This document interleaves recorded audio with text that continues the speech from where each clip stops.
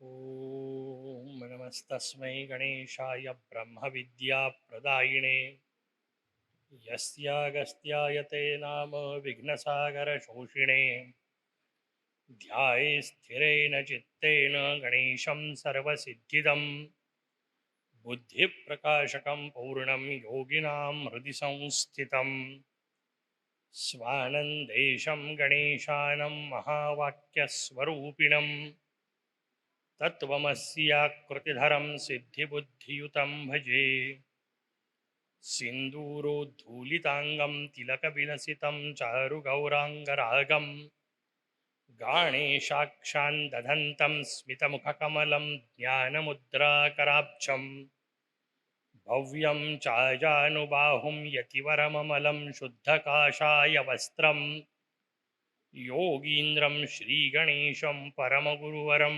गाणपाचार्यमीडे। परब्रह्म परमात्मा भगवान श्री मयुरेश्वर, समस्त क्षेत्रवासी देवता आणि उपस्थित संत सज्जन हो, 6व्या खंडाचा कथाभाग कालपर्यंत आपण पाहिला. मुद्गलाच्या 7व्या खंडाचा विचार आज आपण करू. मोठी सुंदर रचना आहे. 7वा खंड हा सगळ्यात लहान खंड आहे. मोजके 16च अध्याय आहेत. एकूण 428 अध्यायाचं मुद्गल पुराणाचा विस्तार आहे.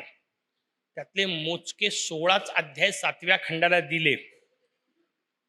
पण असं समजायच्या भानगडीत पडू नका की लहान अध्याय आहे म्हणून तो छोटा आहे, छोटा आहे म्हणून तो कमी महत्वाचा आहे. कारण कायम लक्षात ठेवा, जी गोष्ट जितकी लहान ती गोष्ट तितकी घातक असू शकते.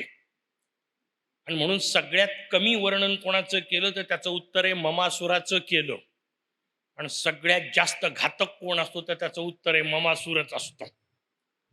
कारण तिथूनच बाकीचे सगळे खालचे 6 सुरू होणार आहेत आणि त्याचा वरचा 8वा होणार आहे.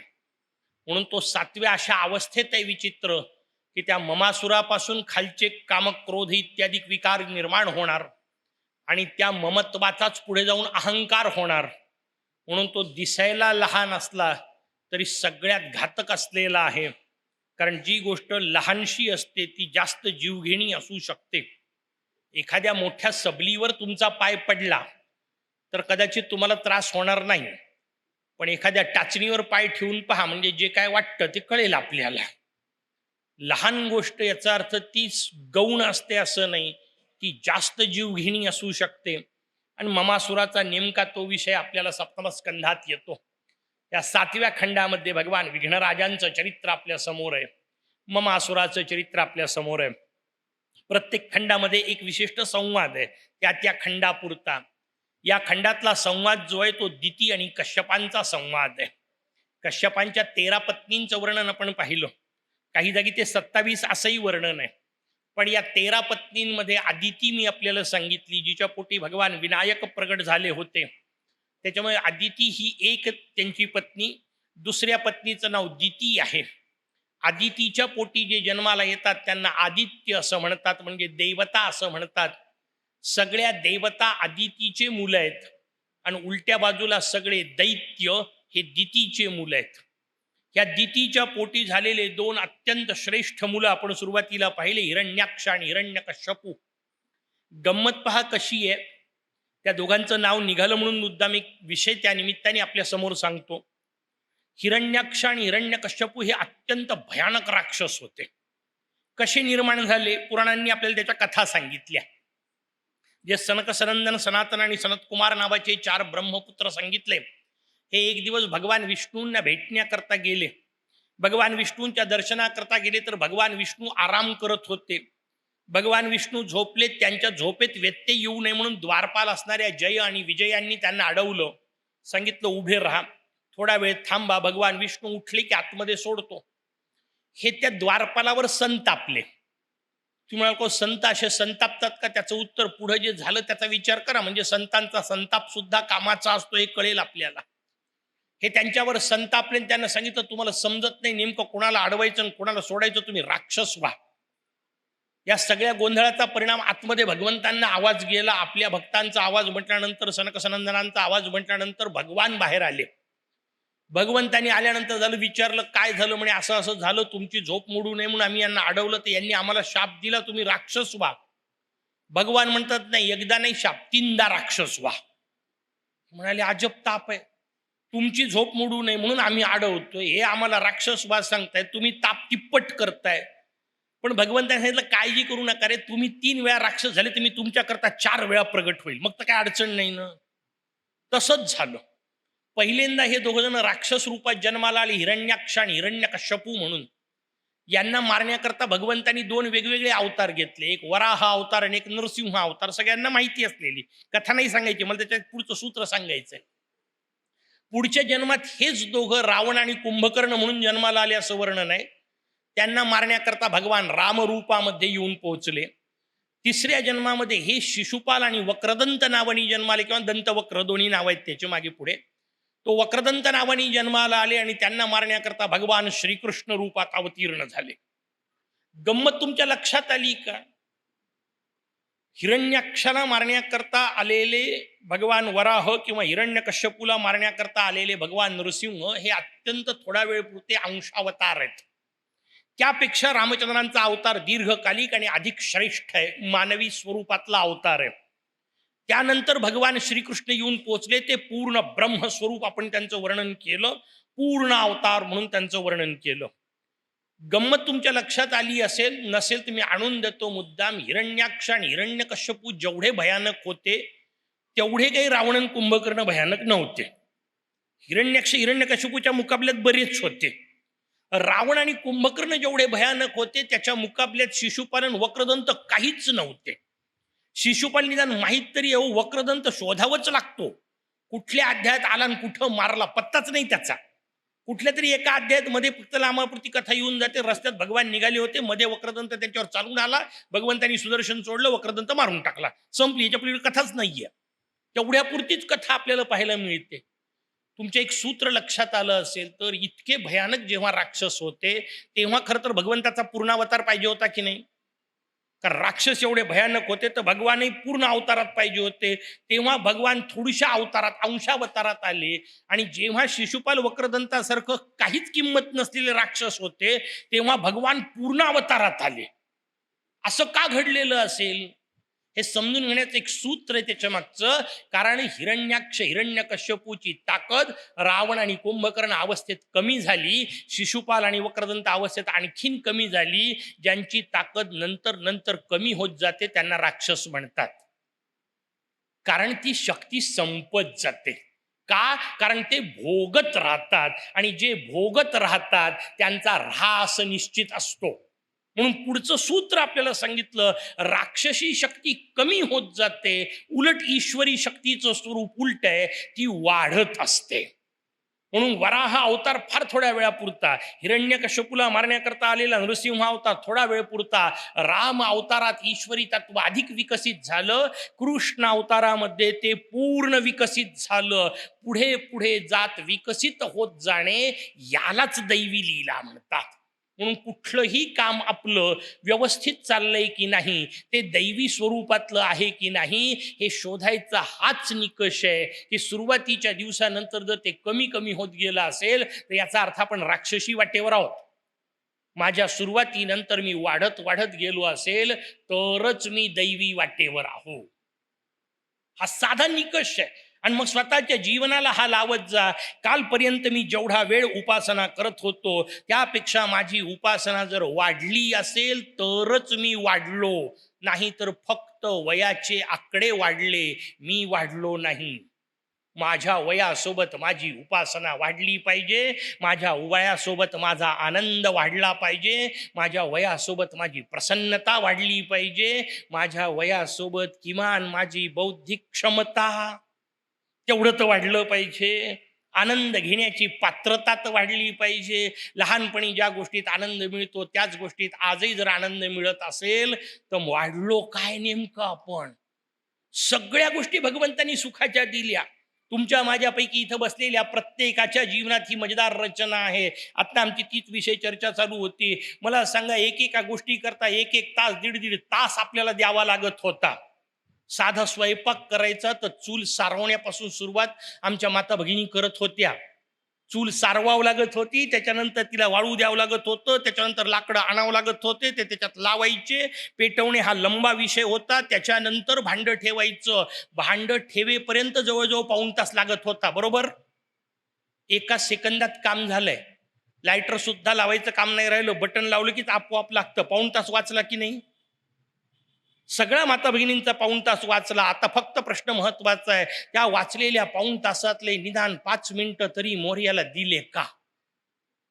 ज्या मोरयाच्या कृपेने माझ्या आयुष्यातला वेळ वाचत असेल, त्या मोरयाला धन्यवादा करता द्यायलाही जर माझ्याजवळ 5 मिनिटं नसतील, तर वेळ वाचवला कशा करता?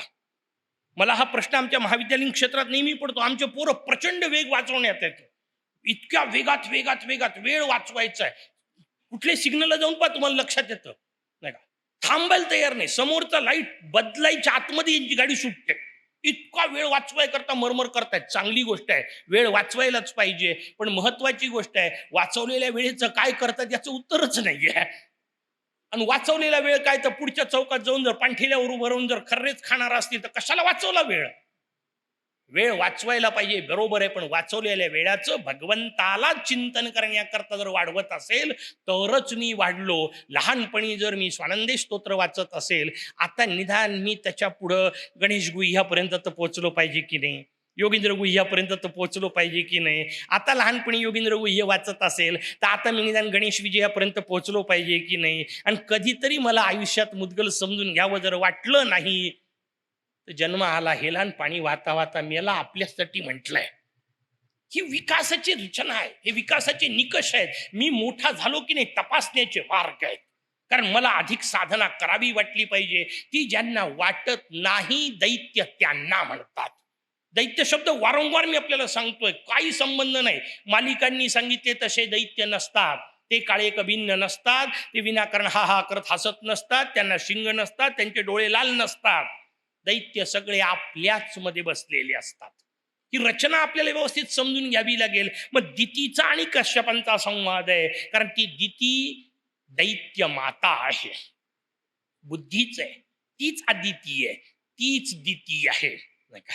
जर ती बुद्धी सुयोग्य मार्गाने काम करेल तर देवत्वापर्यंत पोहोचवते, आणि तीच बुद्धी जर अयोग्य मार्गाने काम करेल तर दैत्यत्वापर्यंत पोहोचवते. मग मी नेमक्या कोणत्या रस्त्यावर उभा आहे, मी नेमक्या कोणत्या मार्गाचा वाट सुरू आहे, हे मला स्वतःला तपासता आलं पाहिजे. वारी कोणती करतोय हे मला कळलं पाहिजे, आणि वार कशावर करतोय ते मला कळलं पाहिजे. हा खेळ आपल्याला इथे व्यवस्थित समजून घ्यायचा आहे. दितीचा आणि कश्यपाचा मी आपल्याला विषय सांगतोय. दिती म्हणाली, हिरण्याक्ष हिरण्यकश्यपू सारखे माझे 2 भयानक पोरं झाले, पण तेही मला मारल्या गेले. आता मला अतिशय दुःख होतंय. ती कश्यपांकडे जाऊन पोहोचली. तिने कश्यपांचे चरण धरले, पाय धरून कश्यपांना विनंती केली, कसंही करा माझ्यावर प्रसन्न व्हा, मी आपली सेवा करते. खूप सेवा केली. ती सेवा केल्यानंतर कश्यप प्रसन्न झाले, आणि प्रसन्न झालेल्या कश्यपांनी सहज विचारलं, माग तुला काय पाहिजे ते. आणि दिती मागून गेली, मला इंद्राला मारणारा पोरगा असावा. कश्यपांनी डोक्यावर हात मारून घेतला असेल ना? नाही का? मुद्गलांनी वाक्य लिहिलंय, माझ्यावर नका म्हणू. मुद्गलाचं वाक्य मी तुम्हाला काढून दाखवतो. जर कोणाला ऑब्जेक्शन असेल माता भगिनीने तर मुद्गलावर घ्या. मुद्गलांनी सरळ सांगितलंय, स्त्रियांवर विश्वास ठेवू नये, कारण केव्हा काय वाट लावतील सांगता येत नाही. एवढी सगळी विनंती केली, आणि विनंती केल्यानंतर काय मागितलं, तर मला इंद्र मारणारा मुलगा हवा. पण कश्यप म्हणतात, आता इलाज नाही, मी होतं म्हणून गेलोय, मार्ग तर सांगणार तुला. व्रत सांगितलं तिला, पयोव्रत नावाचं व्रत सांगितलं. मजेदार रचना आहे. 2 वेळा असे व्रत तिला सांगितले होते. एकदा ते सगळे पोरं जन्माला आले तेव्हाचा विषय आपल्याला, तो पयोव्रताचा. पयोव्रत आदितीलाही सांगितलं होतं, पण आदितीला सांगितलेलं पयोव्रत भगवान वामन प्रगट होण्याकरता. ते मोजक्याच दिवसाचं 12 दिवसाचं सांगितलं. हिला 1 वर्षाचं सांगितलं. तिला 12 दिवसाचं व्रत आणि हिला 1 वर्षाचं का? त्याचं उत्तर आहे, तिचा संकल्प चांगला होता, हिचा वाईट आहे. ऋषी म्हणतात, निदान 1 वर्ष सांगतो, मध्ये कुठं तर चुकल की नाही, आणि चुकली की बरं, त्यातल्या त्यात वाईट कामं लांबणीवर टाकावेत. समजा मनात एखादा वाईट विचार आलाच तर तो निदान उद्या करू असा विचार करावा, आणि चांगला विचार आला तर मृत्यूनी शिखा धरली असं गृहीत धरून करावा. 1 मिनिटात ताबडतोब आजच्या आज आपण नेमकं उलट करतो. वाईट विचार उद्यापासून करावेत, वाईट कामं उद्यापासून करावेत, चांगले कामं आत्ता करावेत. आपला नेमका उलटा विचार असतो, आजच्या दिवस काय आहे ते खाऊन घेऊ, मुदगल उद्यापासून वाचू. मुदगल आज वाचू नाही म्हणत, मुदगल उद्यापासून. आणि खाण्याचे कामं ते आज करून घे, उद्यापासून मुदगल वाचायचंच आहे. उद्या उघडल्याची गॅरंटी काय? काही गॅरंटी नाही. रात्री गमिष्यती भविष्यती सुप्रभातम सांगितला होता विषय. तशी अवस्था होऊन जाते.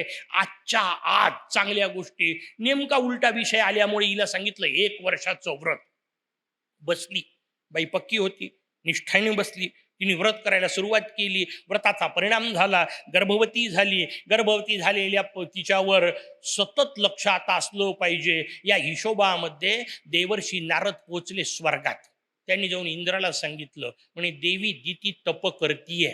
कशा करता माहितीये का? तुला मारणारा पोरगा व्हावा. इंद्राला झोप लागली असेल नाही का? इंद्राची झोप मोडून देवर्षी गायब नाही का? इंद्र ताबडतोब सेवे करता दितीच्या आश्रमात.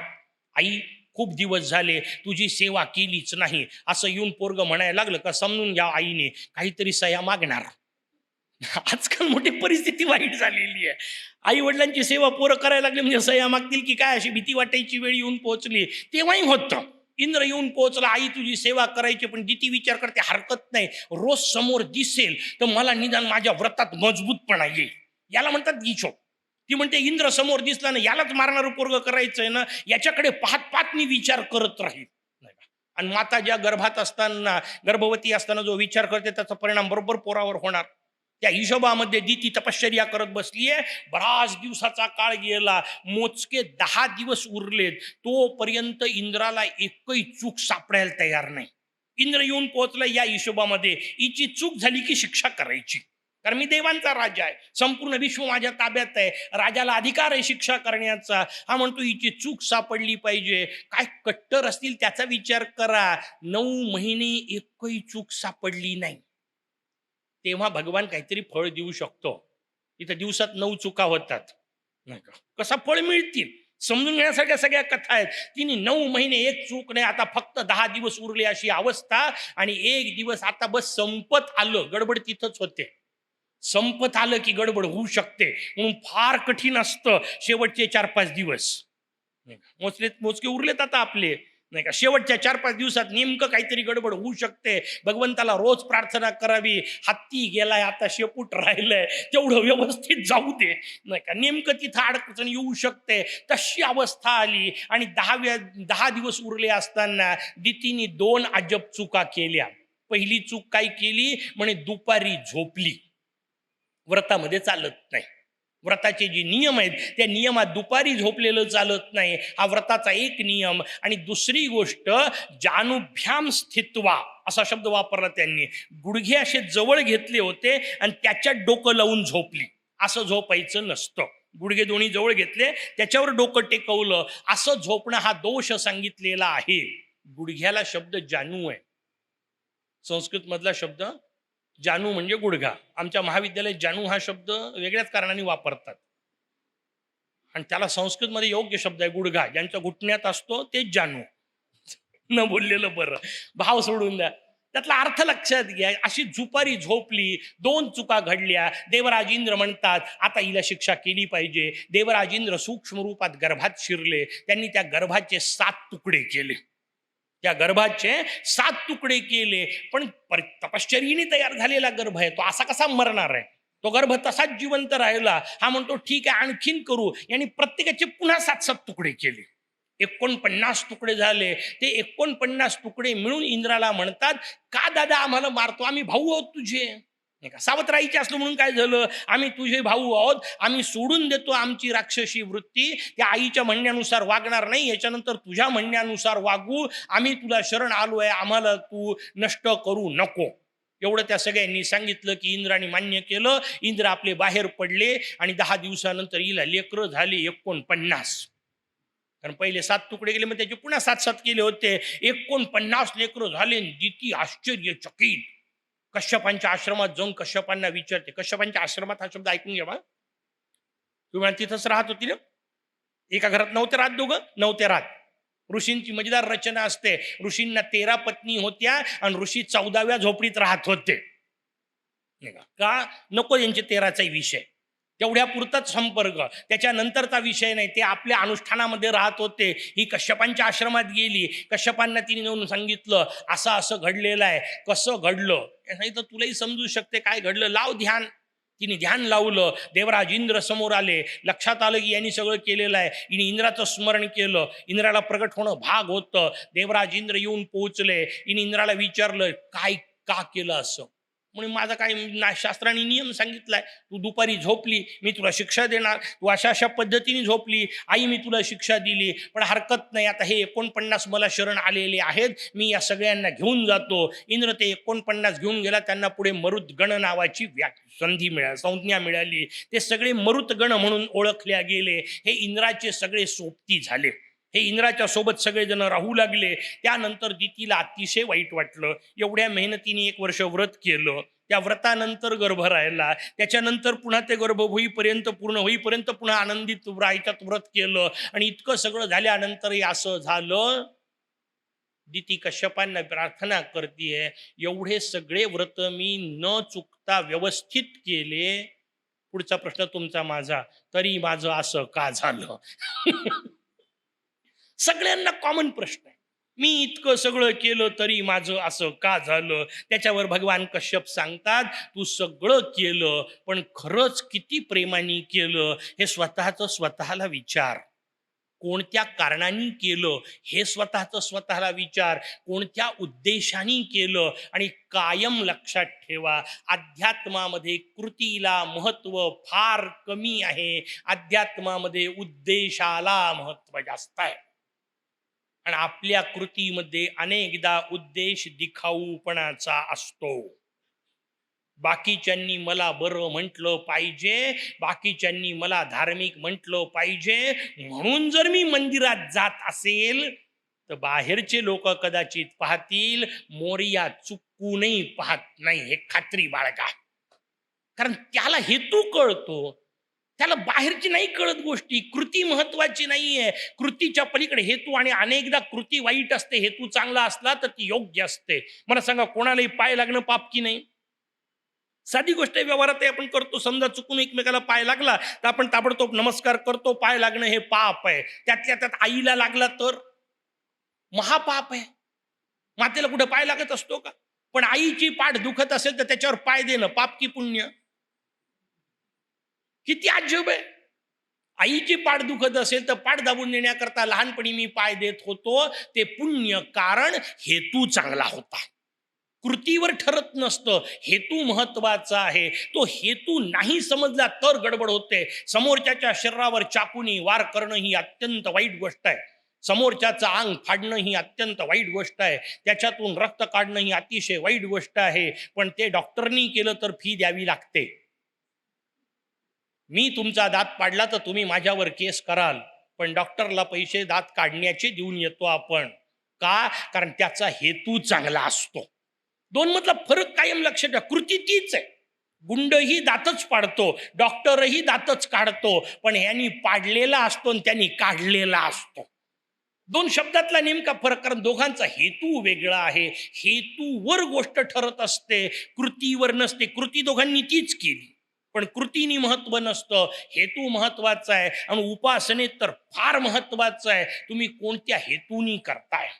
तो हेतू शुद्ध नसेल तर तुमची कृती किती शुद्ध असेल तर उपयोगाची नाही. आणि काही वेळा हेतू शुद्ध असेल तर कृती वाईट असली तरी वाईट वाटत नाही. त्याला भगवान श्रीकृष्ण म्हणतात.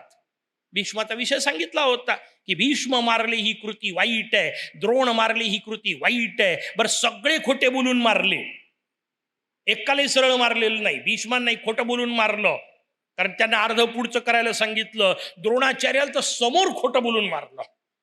नरोवा कुंजरोवा सगळ्यांना आपल्याला माहिती असलेला विषय आहे. तेवढ्या करता त्या भीमाला हत्तीचं नाव अश्वत्थामा ठेवायला लावलं.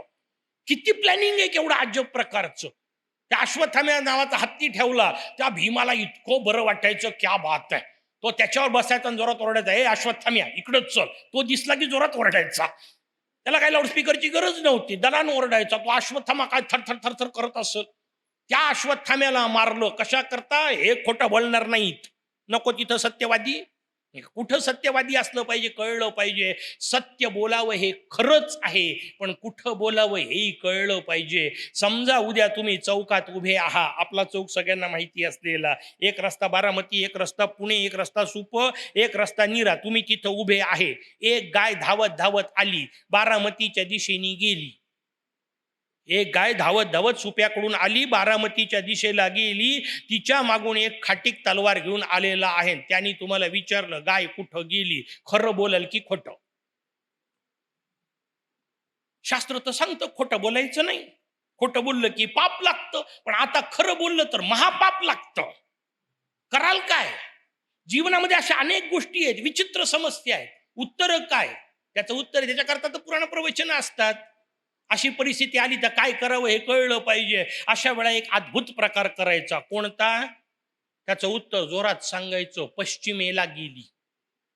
आता गेली कुठे आहे? पूर्वेकडे. बारामतीच्या दिशेने गेली. गेली कुठं? पूर्वेकडे. मी शब्द काय वापरला? गेली कुठे? पश्चिमेकडे. मनातल्या मनात म्हटलं बारामतीच्या. खोटं कुठं बोललो? पश्चिमेकडे गेली की नाही? बारामतीच्या पश्चिमेकडेच गेली ना. खोटं नाही बोललो, खरंही नाही सांगितलं. काही वेळा सत्य न बोलणं हेच सत्य असतं. हे समजून घेतलं पाहिजे. हे ज्यांना कळतं त्यांना भगवान श्रीकृष्ण म्हणतात. म्हणून द्रोणाचार्य मारायच्या वेळा खोटं बोलले, पण ते खोटं बोलणं सुद्धा कामाचं होतं. कारण धर्मस्थापने करता केलेला धर्म सुद्धा धर्म असतो. आपल्याला पंचायत काय झाली? अर्धच शिकवल्या जातं. अहिंसा परमो धर्म. बरोबर आहे, अहिंसा परमो धर्म. त्याच्या पुढचं वाक्य आहे धर्महिंसा तथैवच. धर्माकरता करावी लागणारी हिंसा ही सुद्धा अहिंसाच असते. पुढचं शिकवल्याच जात नाही. अर्ध्यात याच्यात चलू द्या म्हणे, अर्ध्या याच्यात नसते चलत. पूर्ण समजून घेतलं पाहिजे. आणि तारतम्य नावाची पुढची गोष्ट असली पाहिजे. आत्ता सांगितलं तसं गाय वाचवाय करता खोटं बोललं तर त्याला खोटं म्हणत नसतात. स्त्री वाचवण्याकरता खोटं बोललं तर त्याला खोटं बोलणं म्हणत नसतात. या अर्थाने आपल्याला ते सगळे संदर्भ समजून घेतले पाहिजे. तसं होत नाही. इंद्राणी सांगितलं हे सगळे माझ्या सोबत आहेत. ते येऊन पोहोचले. दितीने कश्यपांना विचारलं. कश्यप म्हणतायत की तुझा हेतू योग्य नव्हता, तुला इंद्र मरावा वाटत होता. आपला पोरगा राजा झाला वाटणं इथपर्यंत ठीक आहे. पंचायत आपला पोरगा राजा होण्यामध्ये नसते. भरत गादीवर बसावा एवढं वाटलं असतं तर कैकेयीची पंचायत नव्हती. कैकेयीची पंचायत आहे राम वनवासात जावेत, ही पंचायत असते. त्याच्या मागचं अर्थात वेगळं कारण आहे. आता आपल्याला रामायणावर बोलायचं नाही, तो विषय नाही. कैकेयीचाही सकारात्मक एक फार वेगळा मुद्दा आहे, पण तो आता आपला विषय नाही. भाव आपल्याला समजले पाहिजे. दुसऱ्याचं नुकसान नाही, मला माझं जे काय असेल ते पाहावं, त्याचा विषय नाही. म्हणून आपल्याला ते समजून घेतलं पाहिजे. त्याच्या मागचा पुढचा विषय सहज विषय आला तर ठीक आहे, सांगूनच टाकतो, कारण पुन्हा नंतर डोक्यात येईल ना तुमच्या कैकेयीची सकारात्मक बाजू होती काय. बुवानी तर काहीतरी नवीन सांगितलं. सकारात्मक बाजू ही होती. थोडं 2 मिनिटा विषयांतर झालं तरी हरकत नाही, कारण शेवटी माझ्या भारतीय संस्कृतीवर मला बोलायचंय आणि त्या भारतावर बोलायचंय ज्याच्या करता स्वर्ग सोडून मुदगल इथं राहिलेत. साधा हिशोब आहे. कैकेयीचा विषय झाला. कैकेयीने रामचंद्रांना जंगलात पाठवलं. आपण सगळेजण इतक्या वर्षानंतर तिला नावं ठेवतो. कधीतरी समजून घ्यायच्या भानगडीत पडलो का हो? तिने मागितलेलं वरदान मोठं अजब आहे. तिने मागितलेलं वरदान आहे रामचंद्र 12 वर्ष वनवासात जावेत. या वाक्याचा पुढचा अर्थ काय? या वाक्याचा दुसरा अर्थ 13व्या वर्षी वापस यावेत. बरोबर की नाही? 12 वर्ष वनवासात जावे, 14 वर्ष माफ करा, 14 वर्ष वनवासात जावेत. याचा अर्थ 15व्या वर्षी पुन्हा वापस यावं असं होतो की नाही? आणि मग 15व्या वर्षी परत आल्यानंतर पुन्हा राम की भरत हा क्लॅश राहणार, हे न कळणे इतकी काही मूर्ख असेल का? व्यवस्थित समजून घ्या. मग पुढचा हिशोब समजून घेतला पाहिजे. भगवान रामांना कळली कैकेयी, म्हणून जेव्हा जंगलामध्ये 3 माता भेटायला आल्या ना, ते कौशल्याच्या आधी कैकेयीच्या पाया पडतात आणि कैकेयीला नमस्कार करून सांगतात आई कशी आहेस. तिला विचारतात का? त्यांना नेमकं कळलंय कैकेयीने काय केलंय. काय केलंय त्याचं उत्तर आहे भगवान रामचंद्रांना राज्याभिषेक करायचं ठरलं आणि कैकेयी म्हणते तू बाहेर पड. रामचंद्रांना काढून टाकलं. वनवासात पाठवायचं ठरलं.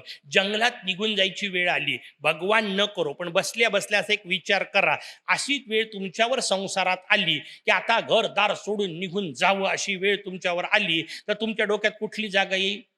आपण सहज बोलता बोलता काय म्हणतो, इतकं कंटाळलोय असं वाटतं घरदार सोडून द्यावून चाललं जाऊ कुठे, हिमालयात.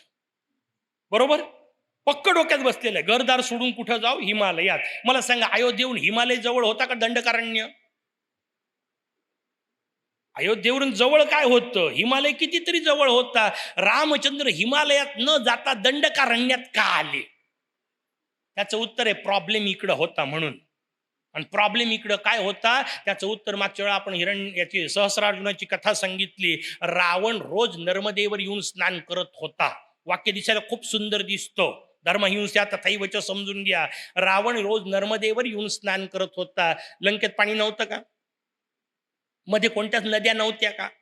का नर्मदेपर्यंत येत होता? त्याचं उत्तर आहे, नर्मदेपर्यंतचा सगळा भूभाग गिळंकृत केला होता. पूजा ही दाखवायचं नाटक होतं.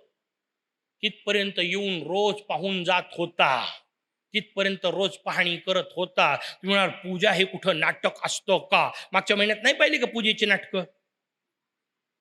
जास्त सांगायची गरज नाही, व्यासपीठावर अधिक सूचक बोलायचं असतं, पुरेसं असतं. व्यवस्थित कळलं, निवडणुका आल्या की लोक फक्त मंदिरात जातात, हेला पूजेचे नाटकं म्हणतात. पूजा कुठं केल्या? पूजा केली असते तर दुसऱ्या दिवशी टिकली असती, ती टिकत नसते. रावण पूजेचं नाटक करत होता, इथपर्यंत येऊन पोहोचत होता. तुमच्या माझ्या नाशिकला खरदूषण त्रिशिराच्या हाताखाली 14,000 राक्षसांची सेना होती. याचा अर्थ आजच्या काळात सांगायचं तर टेररिस्ट कॅम्प होता, कारण इथपर्यंत राक्षस पोहोचले होते. काही म्हणते अर्धा माझा भारत राक्षसांनी आतंकित केलेला आहे. कशाचे राज्याभिषेक करताय? पहिले जंगलात जा, ते सगळे मारा, ते कापून काढा, भारत स्वच्छ करा, मग आरामशीर उत्सव करा. त्याला काही म्हणतात. पण सोडून द्या, सगळे पुराणातले पात्र असे अजब आहेत. कुठलंही पुराण कुठलाही भाग घेतला तर इतके विचार आहेत. पण आपल्याला मुदगलावर बोलायचं असल्यामुळे तो मोह बाजूला ठेवू, पुन्हा वापस येऊ. महत्वाचा विषय आपल्या समोर चालू होता. दिती कश्यपांना विचारतीये, माझं असं का झालं? कश्यप म्हणतात, तुझ्या हेतूमुळे असं झालं. कायम लक्षात ठेव, तुझ्या डोक्यामध्ये तुझ्या त्या पोराबद्दल नको तितकी ममता होती, आणि त्या ममतेपायी त्याचेच तुकडे झाले. कायम लक्षात ठेवा, आपल्या गोष्टी, ज्या गोष्टीबद्दल आपल्या डोक्यात सगळ्यात जास्त ममता असते, त्याच गोष्टींनी आपल्याला सगळ्यात जास्त दुःख भोगावं लागतं. कारण दुःखाचा संबंधच ममतेशी आहे, दुःखाचा संबंधच माझेपणाशी आहे. माझं असलं तरच दुःख. कथा सांगितली होती घड्याची, माझा घडा फुटल्याचं दुःख असतं. कायम लक्षात. आणि वस्तुस्थिती आहे. आमच्या पिताश्री महाराजांचे प्रवचन चालायचे, मुंबईमधली गोष्ट. त्या प्रवचनामध्ये एक माणूस जोरात उठला आणि मध्येच प्रवचनातून पळाला. कुठून तरी त्याला बातमी आली, एक जण त्याच्या कानाशी येऊन लागला. तेव्हा काही मोबाईल नव्हते. कानाशी येऊन कोणीतरी लागला आणि हात भडकून पळाला. नेहमीचा बसलेला माणूस, यांना मोठं आश्चर्य वाटलं. वापस आला थोड्या वेळाने, 15-20 मिनिटं झाली, वापस येऊन पुन्हा प्रवचन ऐकत बसला. यांना मोठं आश्चर्य वाटलं, मध्येच गेला कुठं असा. सगळा कार्यक्रम झाल्यानंतर यांनी त्याला विचारलं, म्हणजे काय झालं? नाही म्हणे, गोवा गाडीला ऍक्सिडेंट झाला होता. म्हणे मग काय केलं तू गडबड जाऊन? नाही म्हणे, काय करणार आहे, पंचायत होती, गोव्यावरून माझं पोरग येणार होतं. गोवा गाडीला ऍक्सिडेंट झाला. म्हणे मग ऍक्सिडेंट झाल्यानंतर तुझं पोरग? नाही म्हणे, ते काही पंचायत नाहीये, ते गोवा गाडीला ऍक्सिडेंट झाला, गोव्याला जाणाऱ्या गाडीला झाला. हा पुन्हा येऊन प्रवचनात बसला. याचा अर्थ त्या गाडीला ऍक्सिडेंट झाला, त्याच्यात कोण मेले याच्याशी याला काही देणं घेणं नाही. याचं प्रवचन चांगलं चालू होतं. का? कारण मेलेले माझे कुठं होते? मेलेल्याचं दुःख नसतं, माझा मेला. वारंवार तेवढाच हिशोब समजून घ्या. दुःख हे माझेपणातून येतं. जी गोष्ट माझी नाही त्याचं दुःख होण्याचं मला कारण नसतं. स्वाभाविक विषय. शेजारी पाजारी जे काय घडतं त्याच्यातून आपल्याला दुःख होत नाही. अहो, दुःख तर सोडून द्या, उलट अनेकदा मजा येते. शेजारचं पोरग नापास झालं तर शेजार पाजारचे सगळेच जण दुःख करत नाहीत, उलट गालातल्या गालात हसतात. घेणं आता कसं वाटतंय? नसल तर त्याला जाऊन विचारतात, किती मिळाले रे? लागला ना निकाल? माहितीये नापास झाला तरी जाऊन विचारतात. किती विकृती!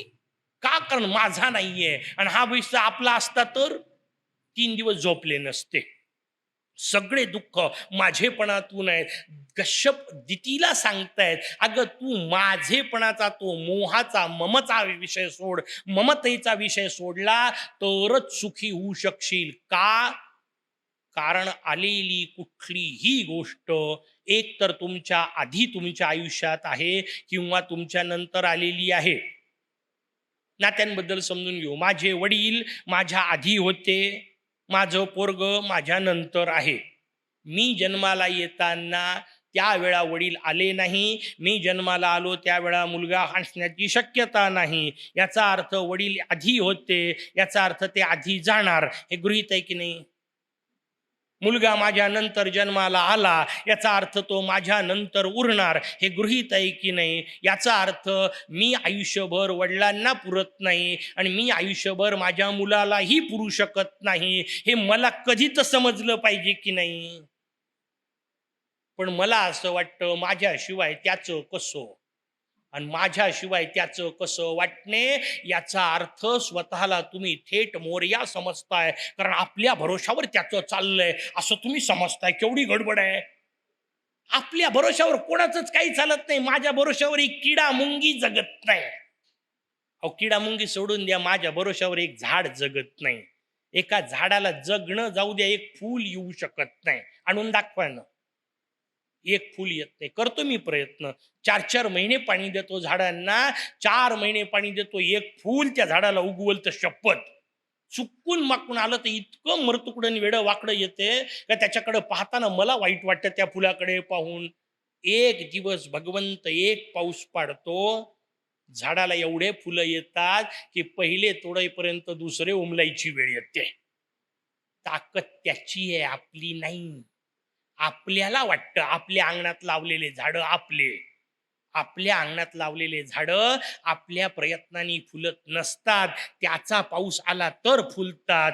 हे जर फुलाबद्दल असेल तर मुलाबद्दलही कळलं पाहिजे. त्याला मुद्गल असं म्हणतात. पण आपल्याला वाटते आपल्या भरोशावर चाललंय. आपल्या भरोशावर काही चाललेलं नाहीये. चाललंच असेल आपल्या भरोशावर काही, तर त्याचं उत्तर आहे फक्त आपले ममत्व, अहंकार आणि खालचे 6 ते तेवढेच चाललेत आपल्या भरोशावर. काही आपल्या भरोशावर नाही. आपले श्वास आपल्या भरोशावर नाही. बाकीच्या गोष्टींचं काही घेऊन बसले. आत्ता आतमध्ये गेलेला बाहेर येईल याचा गॅरंटी नाही, आणि बाहेर गेलेला पुन्हा आतमध्ये येईल याची गॅरंटी नाही. कुठला शेवटचा राहील खात्री आहे तुमच्याजवळ? नाही खात्री देता येत. हे ज्यांना कळलं त्यांचा परीक्षिती होतो, त्यांचा दक्ष होतो. परीक्षितीला शाप होता 7 दिवसात मरेल. आपल्यालाही आहे, बोललो आपण त्याच्यावर, नाही का? आपल्यालाही 7 दिवसात मरण्याचा शाप आहे. हे ज्याला कळतं त्याचं मम कदाचित कमी होऊ शकतं. कळणं याचा अर्थ ऐकणे नाही. मी वारंवार सांगतोय, ऐकत सगळे आहेत, कळतं क्वचित एखाद्याला. म्हणून भगवद्गीता आपल्याला सांगते, योगिनाम कश्चित यतती सिद्धये. योग्यांमध्ये सुद्धा, माणसांमध्ये जाऊ द्या, अगदी योगी जे असतात त्यातल्या एखाद्याला सिद्धी प्राप्त होते. बाकीचे गटांगळ्याच खातात. का? कारण ते फक्त ऐकतात. समजलं कुठं? आणि समजणे याचा अर्थ त्यात न अडकता राहणे. दितीला नेमका तो हिशोब सगळा कश्यप सांगतायत. कश्यप म्हणतायत तू चुकीच्या कारणाकरता करते आणि मग या सगळ्याला आपलं म्हणते. म्हणून हे होतं. चल मी तुला एक जुनी कथा सांगतो. त्यांनी कथा सांगायला सुरुवात केली. कथा काय होती? भगवती सती जी कथा पहिले सांगितली, मग ती सती जळाली कशी ते सांगितलं. झाल्या त्या कथा, आपल्याला पुन्हा सांगायची गरज नाही. ती सती नंतर पार्वती रूपात जन्माला आली. तिने भगवान शंकरांचं आराधन केलं. भगवान शंकर म्हणतात आता मी हिचं ऐकणार नाही. का?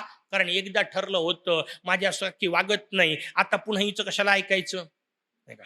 म्हणून भगवान शंकर तिला स्वीकारतच नाहीये. ती पुन्हा पुन्हा तपश्चर्या करतीये, वारंवार तपश्चर्या केली. शेवटी तिने शंकराची तपस्या सोडली आणि मोर्याची सुरू केली, असं मुद्गल आपल्याला सांगतो. ते म्हणते शंकर ऐकत नाही, त्यांनी त्याच्यावरचं हायकोर्टात नाही निकाल आपल्या बाजूने लागला तर सुप्रीम कोर्टापर्यंत जाऊ. शंकर नाही ऐकत तर भगवान गणेशाची आराधना केली आणि भगवान गणेशांनी शंकरांना बुद्धी दिली. त्या हिशोबामध्ये शंकर तिच्या समोर येऊन तर पोचले, पण शंकर म्हणतात एकदा पक्की झाली आहे की नाही पाहून घेतलं पाहिजे. भगवान शंकर बटू रूपात तिच्या समोर जाऊन पोचले आणि आता भगवान शंकरांनी तिची पुन्हा निंदा केली. बरं, तिची तर निंदा केलीच केली, शंकरांची निंदा केली आणि आता पार्वती त्याच्या मागे माराई करता धावू लागली. मागच्या वेळा गेली का होती? शिवनिंदा ऐकली म्हणून. आता सहन झाली नाही म्हणून त्याच्या मागे लागली. भगवान शंकर म्हणतात चला आता व्यवस्थित पक्की झालेली आहे. भगवान शंकर मूळ रूपात प्रगट झाले आणि सांगितलं ठीक आहे, तू आता माझी पुन्हा पत्नी हो, आपण दोघं जण विवाह करू. ती म्हणते नाही असं नाही, बाबांना जाऊन हात मागा. भगवान शंकर जाऊन पोचले, हिमालयाला मागणी केली, हिमालयाने होकार भरला, वरात निघाली. इतकी वरात अजब कुठलीही जगात निघाली नसेल अशी अद्भुत वरात निघाली. देवी मैनावती हिमालयाची पत्नी ती उभी आहे गच्चीमध्ये सौद्यामध्ये आणि तिथून ती सगळी वरात पाहत आहे. देवर्षी नारद बरोबर पोहोचले. तिला मार्गदर्शन करणं आवश्यक आहे हिशोबात. एक एक एक एक देव यायला लागले. भगवान शंकराची वरात आहे, गंमत आहे का. एक एक एक एक देव यायला लागले. पहिल्यांदा चंद्र आले, काय सुंदर. चंद्राच्या सौंदर्याचं काय वर्णन करायचं. मैनावतीने पाहिलाच नव्हता, तेव्हा काही व्हॉट्सअप नव्हते, एकमेकाचे फोटो पाठवायची सोय नव्हती. मैनावती म्हणून नारदाला विचारते, नारदा हेच का जावई. ते म्हणे नाईट वॉचमन, हा रात्री प्रकाश द्यायचं काम करतो, तेवढ्याच कामाचा आहे. थोड्या वेळाने भगवान सूर्य आले. अरे म्हणे निदान हा नारदा. म्हणे नाही, हा इलेक्ट्रिक डिपार्टमेंट वाला, हा प्रकाश देण्याचं काम करतो. एक एक एक एक देव येत आहेत. कुबेर येऊन पोहोचले. ते आता त्यांच्या वैभवाने आपल्या भगवंताचं लग्न, कुबेराचं वैभव येऊन पोहोचले. म्हणे नारदा हे तरी म्हणा. म्हणे नाही, हा कॅशियर. शंकराच्या हिशोबात समजून घ्या ना. सगळे कॅशियर येऊन पोहोचले. शेवटी भगवान विष्णू पाय धरून मैनावती म्हणते नारदा आता नाही म्हणू नका. म्हणे नाही, बेस्ट फ्रेंड, सगळ्यात जवळचा मित्र आहे. आणि त्याच्यानंतर यांची ओरिजिनल वरात सुरू झाली. भूत प्रेत पिशाच शाकिनी डाकिनी यक्ष राक्षस, कोणाला 3 डोळे, कोणाला 5 डोळे, कोणाला डोळेच नाही, कोणी गेच्यावर बसलाय, कोणी हाडाच्या सापड्यासारखा नाचतोय. आणि ते सगळं पाहिलं. त्याच्यानंतर भगवान शंकर आपल्या नंदीवर बसून आले. यांचं लक्ष चुकून वर गेलं. सासूबाई पाहतायत, तर सासूबाईंना आपलं वैभव दिसलं पाहिजे म्हणून हे आपल्या मूळ रूपात आले. पंचतुंड नररुंड माळ गळ. आणि सासूबाई भोवळ येऊन पडली. असा कुठं जावई असतो का. चक्कर आली का, कारण बाह्य रूपाचाच विचार करत होती म्हणून. आत्तापर्यंत तिला चंद्र आवडला, आत्तापर्यंत तिला सूर्य आवडला, भगवान विष्णू आवडले, बाहेरून सुंदर दिसणारे आवडले. जावई शोधताना बाहेरून सुंदर शोधायच्या भानगडीत पडू नका. आतला पवित्र असला पाहिजे, त्याला शिव म्हणता आलं पाहिजे. नाही तर बाहेरून सुंदर दिसतो आणि 4 दिवसांनी पुरीला वापस पाठवतो. गॅरंटी कुठं आहे. पण त्यालाच कौतुक आहे. कोण कोण काय काय पाहतं. आमच्या सुभाषित, कारण त्याच्यावरही सुभाषित लिहून ठेवलं. लग्नामध्ये कोणाकोणाचं लक्ष कुठं असतं. म्हणजे कन्यावर येते रूपम, मुलगी रूपाकडे पाहते. सौंदर्य पुराचं कसं आहे, कन्यावर येते रूपम माता वित्तम. आईचं लक्ष पैशाकडे असतं का, ते तिचं ठरलेलं वाक्य असतं, माझं मिलीचं जसं झालं तसं हिचं व्हायला नको, रडत रडत तसं. त्या हिशोबात ती पैशाकडे पाहते. माता वित्तम पिता श्रुतम. बाप मात्र विचार करतो ज्ञान आहे की नाही, कारण त्याला माहिती आहे ज्ञानाच्या भरोशावर पैसा मिळवता येतो. माता वित्तम पिता श्रुतम. बांधवा हा कुलमिच्छन्ति. नातेवाईक, त्यांना इंटरेस्ट असतो घराणं कोणतं. मग त्यांना सांगायला मिळतं ना, माझ्या मामे बहिणीच्या चुलत भावाच्या आत्ते पोराचा जो भाचा आहे ना, तो मंत्रालयात आहे. याचं काय कौतुक. पण कौतुक करतात. बैठकीला बसली की अशा नाना प्रकारच्या गोष्टी सांगितल्या जातात. बांधवा हा कुलमिच्छन्ति. आणि आपण सगळे गेलेले मिष्टान्न मितरे जना. हा ते म्हणतात मेनू काय होता तेवढं सांगा, बाकीचं लग्न जाऊ द्या, आपल्याला काय देणं घेणं आहे. त्यांचा तेवढाच विषय असतो. ही रचना आपल्याला इथं बाह्य सौंदर्य पाहिलं की पंचायत होते. ही कथा आपल्याला सांगितली. भगवान शंकर येऊन पोहोचले, शंकराचं लग्न झालं. देवी पार्वती कैलासावर जाऊन पोहोचली. हिमालयाच्याच जवळ काही कमी नव्हतं, पण कैलासावर त्याच्या कितीतरी पलीकडचं होतं. वर्णन आपण पाहिलं, ते वर्णन सगळं पाहिलं आणि त्या वर्णनाच्या अनुसार असणाऱ्या कैलासावर जाऊन पोचली. आणि त्या पार्वतीच्या डोक्यात प्रश्न गेला, हे सगळं माझं आहे. कैलास कोणाचा, शंकरांचा. वाटला कोणाला, पार्वतीला. का, कारण पार्वतीला असं वाटतं हे सगळं आपलं आहे. देवी लक्ष्मीला असं वाटतं हे सगळं आपल्या भरोशावर चाललंय. आणि हे त्या दोघींना वाटत असल्यामुळे त्यांचे अंश असलेल्या तुम्हाला वाटतं. चूक तुमची नाहीये, प्रॉब्लेम तिकडे आहे. देवी लक्ष्मीला वाटतं सगळं आपल्याच भरोशावर चाललंय. मजेदार संवाद आहे. भगवान विष्णू आणि भगवान लक्ष्मी दोघ जण बोलत बसले. लक्ष्मी म्हणते हे सगळं माझ्या भरोशावर चाललंय. जिला जिला वाटत असेल तिला लक्ष्मी, नाही लक्ष्मी तर गृहलक्ष्मी. नाही का? सगळ्या गृहलक्ष्मींच्या डोक्यात पक्क चाललंय, हे सगळं आपल्या भरोशावर चाललंय. ती लक्ष्मी भगवान विष्णूंना म्हणते, हा सगळा संसार माझ्या भरोशावर चाललाय. भगवान नुसतेच हसले. त्यांचं ते हसणं पाहिलं की तिला राग आला. म्हणजे याचा अर्थ तुम्ही मला चिडवताय, चला मी तुम्हाला सिद्ध करते, हा सगळा संसार माझ्या मागे पागल आहे. भगवान पुन्हा हसले. आता हसणार नाही तर काय करतील? 3 वेळा हसले, 4 वेळा हसले. देवी लक्ष्मी म्हणते, थांबा आता तुम्हाला दाखवते सगळं माझ्याकरता कसं पागल आहे हा संसार. म्हणून खाली तिने पाहिलं, खाली एक प्रेतयात्रा चालली होती. खाली एक प्रेतयात्रा चालली होती. त्या लक्ष्मीने हात केला आणि वरून सोन्याच्या मोहराच पडल्या. आणि जशा रस्त्यावर सोन्याच्या मोहरा पडल्या, खालचे 4 सुद्धा पळाले. सोन्याच्या मोहरा महत्वाचे, प्रेताचं काय नंतर पाहत बसतो. त्यांनी ते प्रेत फेकलं आणि प्रेत यात्रा अख्खी सोन्याच्या मोहराच्या मागे. देवी लक्ष्मी वरून दाखवती आणि सांगते, पहा जग माझ्या मागे कसं पागल आहे. भगवान विष्णू म्हणतात, पुन्हा हसले. म्हणे आता का हसताय? म्हणे ते सगळे पळाले, तू पाहिलं, पण एक गोष्ट तू पाहिलीच नाही. तो एक झोपलाय पहा, म्हणे तो नाही पळाला. तो एक झोपलाय, तो कुठे पळाला? लक्ष्मी म्हणते, असं काय करता, तो कसा पळेल? तो तर मेला आहे. भगवान म्हणतात, मी तुला तेच सांगून राहिलो, मी आतमध्ये आहे तोपर्यंत तुझी किंमत आहे, नाही तर तुला कोण विचारणार आहे? मी आतमध्ये नसल्यानंतर तुझी किंमत नाही. आता त्या प्रेताला सोन्याच्या तिरडीवर बसवलं तरी त्याचा आनंद त्याला नाही, आणि गवतावर टाकलं तरी त्याचं दुःख त्याला नाही. आतमध्ये आहे तोपर्यंत. पण लक्ष्मीला मात्र वाटतं आपल्या भरोशावर चाललंय. पार्वतीला मात्र वाटतं आपल्या भरोशावर चाललंय. त्या पार्वतीने ते सगळं वैभव पाहिलं आणि ते सगळं वैभव आपलं आहे या कल्पनेमध्ये. बरं, तिच्या मैत्रिणी तिच्यासोबत करवल्या आलेल्या नाही का, त्यांनी कधी आयुष्यात पाहिलं नव्हतं असं वैभव. वा वा, काय पार्वती तुझं भाग्य, किती अद्वितीय गोष्टी तुझ्याकडे आहेत. कामधेनूचे कळपच्या कळप, वृक्षाचे अरण्याच्या अरण्य, चिंतामणी रत्न खडी सारखं, जे कौतुक जे कौतुक. या सगळ्या कौतुकाने माणूस आणखीन वर चढतो. कायम लक्षात ठेवा, एखाद्या माणसाला मातीत घालायचं असलं की त्याचं कौतुक सुरू करा. संपवण्याचा सगळ्यात चांगला मार्ग आहे. कायम लक्षात ठेवा, तुम्हाला कोणी शिव्या दिल्या तर तुमचं नुकसान होत नाही. स्तुती करणेवाली आई जितकं नुकसान होतं तेवढं कशानेच होत नाही. एक कथा आठवली, सांगूनच घेतो. एक चित्रकार होता, मूर्तिकार होता. कमालीच्या अप्रतिम मूर्ती घडवायचा. तो मूर्तिकार सुंदर सुंदर मूर्ती तयार करायचा. आणि एक दिवस गावात एक साधू महाराज आले. हा त्या साधू महाराजांकडे गेला आणि त्याने प्रार्थना केली. म्हणे, महाराज माझं भविष्य काहीतरी सांगा.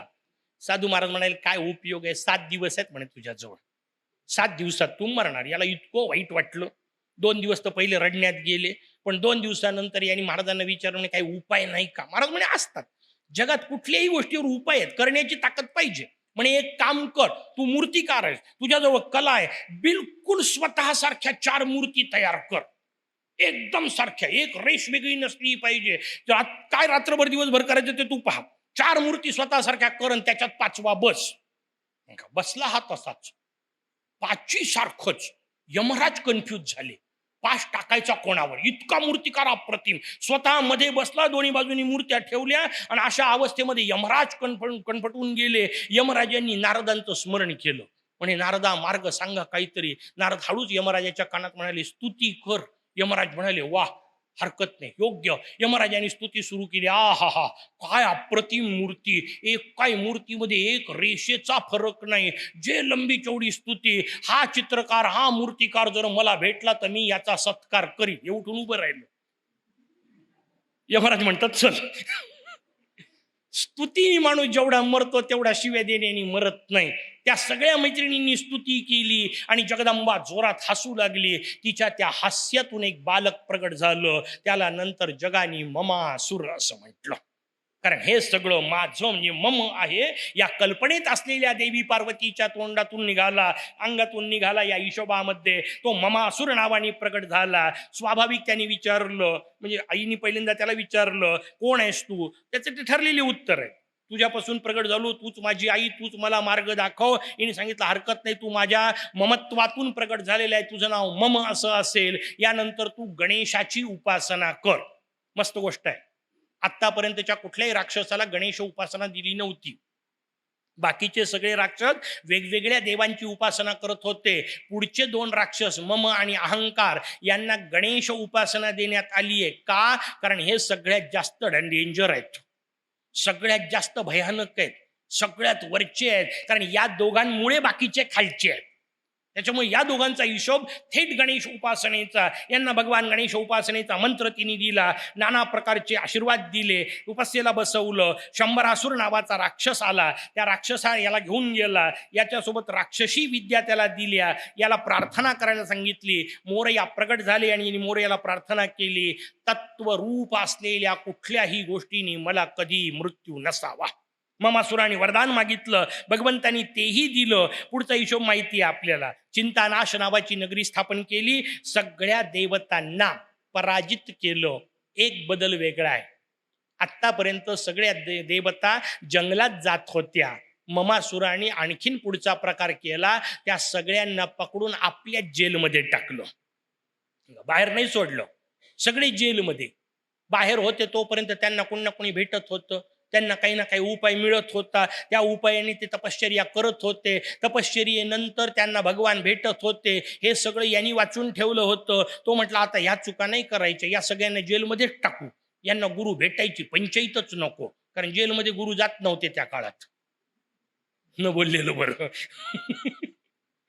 जेलमध्ये काय भेटणार, यांना सगळ्या कारावासात टाकलं. पुढचं वाक्य महत्वाचं आहे, सगळ्या देवता कारावासात गेल्या, आता बाहेरून गुरु भेटणार नाही. मग काय केलं, त्याचं उत्तर आहे, त्यांनी आत्मचिंतन केलं.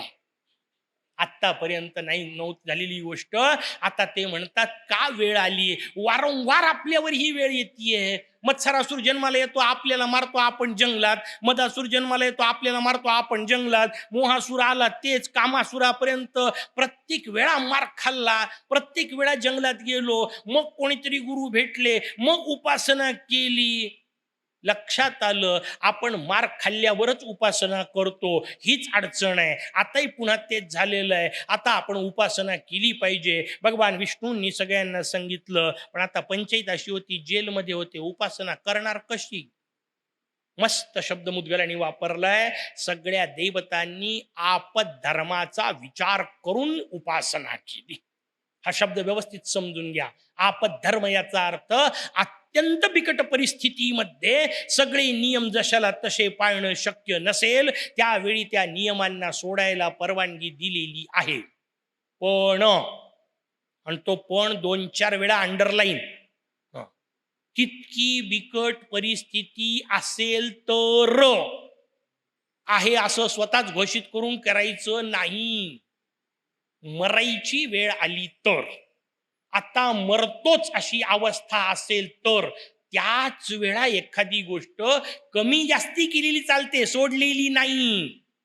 मग तिथं जेलमध्ये त्यांना स्नानाची शक्यता नव्हती, त्यावेळा नियम सांगितला, आंबतत् स्मरणान मुक्ती.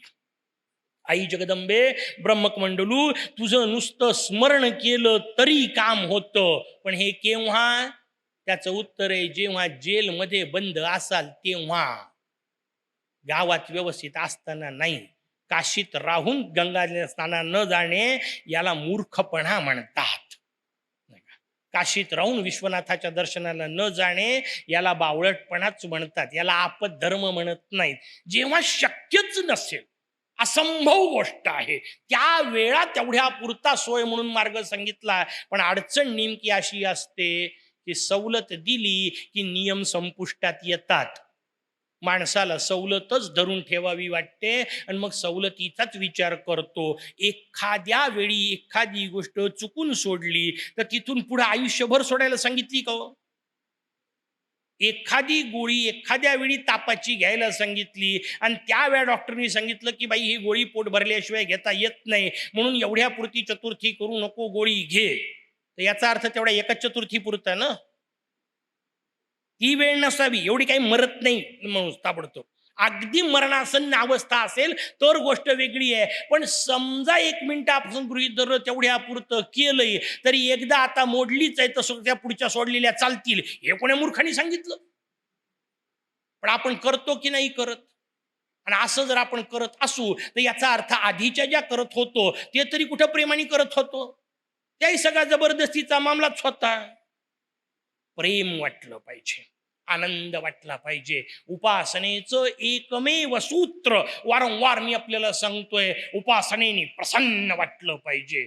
मलाच वाटणार नाही तर त्याला कसं वाटेल? नाही का? साधा हिशोब आहे. मलाच वाटलं नाही तर त्याला वाटणार नाही, त्याला वाटलं नाही तर तो आपल्याकडे पाहण्याची शक्यता नाही. हे वारंवार समजून घेण्याचं सूत्र आपल्याला सांगितलं. यांनी सांगितलं आपद्धर्म. आपद्धर्म याचा अर्थ किती वाईट वेळ असेल तर, पण तरी स्मरण करा म्हणून सांगितलंच. नाही का? म्हणजे बिना स्नानाचं राहायला सांगितलं नाही. स्मरणाने का होईना स्नान करायला सांगितलं. आपल्याला गंगा समोर असून स्नान करावं वाटत नाही, ही आपली अवस्था असते की नसते? बरं नका गंगा, निदान शॉवर, निदान पाणी, जाऊ दे ना, काय करू आरामशीर 10 वाजता 12 वाजता 2 वाजता अशा आंघोळी नाही सांगितल्या. शास्त्राने नियम सांगितले, त्या त्या पद्धतीने आचरण, मग कदाचित भगवान भेटेल. हिशोब सांगितला. आपद्धर्माचा विषय आपल्या समोर आला आणि मग त्यांनी स्मरणाने स्नान केलं, स्मरणानेच दर्शनाचा विषय केला, प्रार्थना केली आणि त्या प्रार्थनेने भगवान विघ्नराज प्रगट झाले. भगवान विघ्नराज प्रगट झाले. कारागृहाच्या सगळ्या कामगारांनी ते पाहिलं. कोणीतरी एक वेगळंच दैवत प्रगटलंय. जेवढे पकडले होते त्याच्यापेक्षा जास्त दिसतायत, नाही का? एक एक्स्ट्रा आहे आणि गजमुख असलेलं कोणीतरी दिसतंय. त्यांनी जाऊन धावत धावत सांगितलं ममासुराला, एक कोणीतरी वेगळा आलेला आहे, आम्ही काय घडलं ते तुम्हाला सांगतो. यांनी आतमधल्या आत्मय तपश्चर्या काहीतरी केली, काय केलं माहित नाही, पण प्रगटलेला आहे. पुढं काय करायचं ते तुम्ही पहा. त्यांनी प्रगट झाल्यानंतर स्वाभाविक पंचायत निर्माण झाली. तेवढ्यात भगवान देवर्षी नारद तिथे येऊन पोहोचले. देवर्षी नारद भगवान विघ्नराजाचं दर्शन घेतात, विघ्नराजाची स्तुती करतात. विघ्नराज म्हणतात, बरं झालं योग्य वेळी आले. एक काम करा, आता तुम्हीच आमचे दूत म्हणून जा. दूत रूपात पोहोचले. दूत रूपात पोहोचलेल्या नारदांनी ममासुराला उपदेश करायला सुरुवात केली. नारद म्हणतात, जगामध्ये विघ्न सगळीकडे भरलेलं आहे. बिना विघ्नाचं हे विश्वच नाहीये. या जगात जी जी गोष्ट आहे त्या त्या गोष्टीत विघ्न आहे. आत्ता नसेल तर काही दिवसांनी आहे. बिना विघ्नाचा विषय या जगात नाही, कारण या जगातल्या प्रत्येक गोष्टीचं स्वरूप हे विघ्न स्वरूपच आहे. कितीही सुंदर घर बांधलं तरी कधीतरी पडण्याचं दुःख आहेच. कितीही चांगली बायको मिळाली तरी कधीतरी भांडण्याचं दुःख आहेच. कितीही चांगलं पोरग झालं तरी एकतर कधीतरी आपल्याला हाकलल किंवा स्वतः पळून जाईल याचं दुःख आहेच. आपल्याला पाहिजे तसं न वागण्याचं दुःख आहेच. घरातल्या प्रत्येक वस्तूला लागू आहे. काचेची वस्तू घरात येते, आणली तेव्हा किती चांगली, कायम दुःख आहे. कधी ना कधीतरी फुटते. ज्या दिवशी फुटले त्या दिवशी खरं तर बरणी फुटली, पण कल्पना ही डोक्यात असते, मी बर्बाद झालो. लोक करतात की नाही? किती खाली येतात, किती खाली येतात. दुकानाला आग लागली तर दुकानदार ओरडतो, मैं बर्बाद हो गया. म्हटलं तू कायचा बर्बाद झाला? दुकान जळालं, नाही का? पण हे दुकानात स्वतःला समजतात. आपण वस्तूमध्ये स्वतःला समजत राहतो आणि एखादी वस्तू गेली तर इतकं व्यथित होतो की जसं काही त्या वस्तूशिवाय आपण जगूच शकत नाही. मला सांग, जन्माला येताना ती वस्तू होती का? काय मजेदार गोष्टी आहेत हो. जन्माला आलो तेव्हाही आपल्या अंगावर काही नव्हतं, जातानाही आपल्या अंगावर काही राहणार नाहीये. किती अंगठ्या घालून जरी फिरत असलो, किती गोप घालून जरी फिरत असलो, मी तुम्हाला गॅरंटी देतो यातलं काही सोबत येत नाही. उलट समजा राहिलं चुकून जाता जाता बोटात तर एकमेकाच्या कानात सांगतात, बाबांची शेवटची आठवण म्हणून अंगठी काढून ठेव. अंगठवण मिटवण काही नाही, अंगठी काढून ठेव असते. तुमच्या सोबत येत नाही तुमची अंगठी, अंगठी येत नाही, गोफई येत नाही. बाबांची आठवण म्हणून माझ्याजवळ राहू दे. करता की नाही? रोज जिकडं तिकडं घडतं. सोबत काय ठेवतात? 2 दुर्वा. त्या मात्र ठेवतात. ठेवल्या पाहिजे, वेगळा विषय. भाव समजून घ्या. सगळं असलं पाहिजे, पण हे सगळं असताना लक्षात असलं पाहिजे, हे टिकणार नाहीये. हा वारंवार आपल्या समोर विषय आहे. तर नारद त्याला समजावून सांगतायत, या जगातली प्रत्येक गोष्ट दुःखपूर्णच आहे, सुखपूर्ण असूच शकत नाही. आणि त्याचं स्वरूप तुम्हाला सांगितलं. जी गोष्ट आज सुखाची आहे ती कधीतरी दुःखाची होणार आहे. मला सुखाची असेल तर तुम्हाला दुःखाची होणार आहे. त्याच्याबद्दल आपण विस्तृत विवेचन केलं. ते म्हणतात, सगळीकडे सत्ता म्हणजे अस्तित्व आहे आणि अस्तित्व म्हणजे सत्ता 3 प्रकारची असते. नारद समजावून सांगतायत ममासुराला, म्हणजे पहिल्या प्रकारची सत्ता जी असते तिला नश्वर सत्ता असं म्हणतात, जी तुमच्या माझ्या जवळ आहे. नश्वर आहे, सगळं नष्ट होत जाणार आहे. जे जे मिळवलंय ते ते जाणार, किंवा ज्यांनी मिळवलं तो जाणार. हे ठरलेला हिशोब आहे. म्हणून ही पहिली सत्ता जी आहे त्याला नश्वर सत्ता म्हणतात. ही अत्यंत सामान्य पराधीन असलेली सत्ता आहे. यातलं काही तुमच्या अधीन नाही. तुम्ही किती बांधलं असलं तरी तुमचं घर टिकणं तुमच्या हातात नाही. का? कारण पाडणारे अनेक आतमध्ये ऑलरेडी तयार आहेत. मग काल जसं मूषकाचा हिशोब सांगितला होता, किंवा भूकंप आहे, किंवा वादळ आहेत, काहीच नसल तर राजा आहे. नाही का? एखादी योजना येईल आणि तुमचं घर केव्हा जाईल गॅरंटी उरली आहे? काही गॅरंटी नाहीये, टिकाऊ नाहीये. पराधीन असलेली सत्ता माणसांची असते, किंवा राक्षसा तुझ्यासारख्याची असते. कारण तू वरदान मिळवून मोठा झालाय, आणि पण वरदान देणारा कोणीतरी होता, तो वरदानापेक्षा मोठा असतो. हे तर तुला कळलं पाहिजे. तुझी सत्ता ही पराधीन आहे. म्हणे दुसऱ्या प्रकारची सत्ता, ती म्हणे सत्य संकल्प सत्ता, ही दुसऱ्या प्रकारची सत्ता असते. ती देवतांच्या जवळ असते. त्यांनी नुसता संकल्प केला की काय पाहिजे ते होतं. म्हणे तिसऱ्या प्रकारची म्हणे सत्य संकल्प सत्ता, ज्याच्या सत्तेनी चालते ती सत्ता, आणि ती एकट्या मोरयाची. तिथं दुसरा कोणी नाहीये. भगवान ब्रह्मदेव विष्णू शंकर स्वतःच्या इच्छेने अनेक गोष्टी करू शकतात, पण ते करू शकतात कारण मोरया शक्ती पुरवतो म्हणून. आणि त्याच्याच ताकदीने प्रत्येक गोष्ट हलते. झाडावरचं पान असो की माझी पापणी असो, फक्त आणि फक्त मोरयाच्या ताकदीने हलते. याच्यावर विश्वास बसणे, याच्यातूनच मम कमी होऊ शकतो. हिशोब आपल्याला सांगितला. 3 प्रकारच्या सत्ता सांगितल्या. नारद उपदेश करतायत, पटला नाही.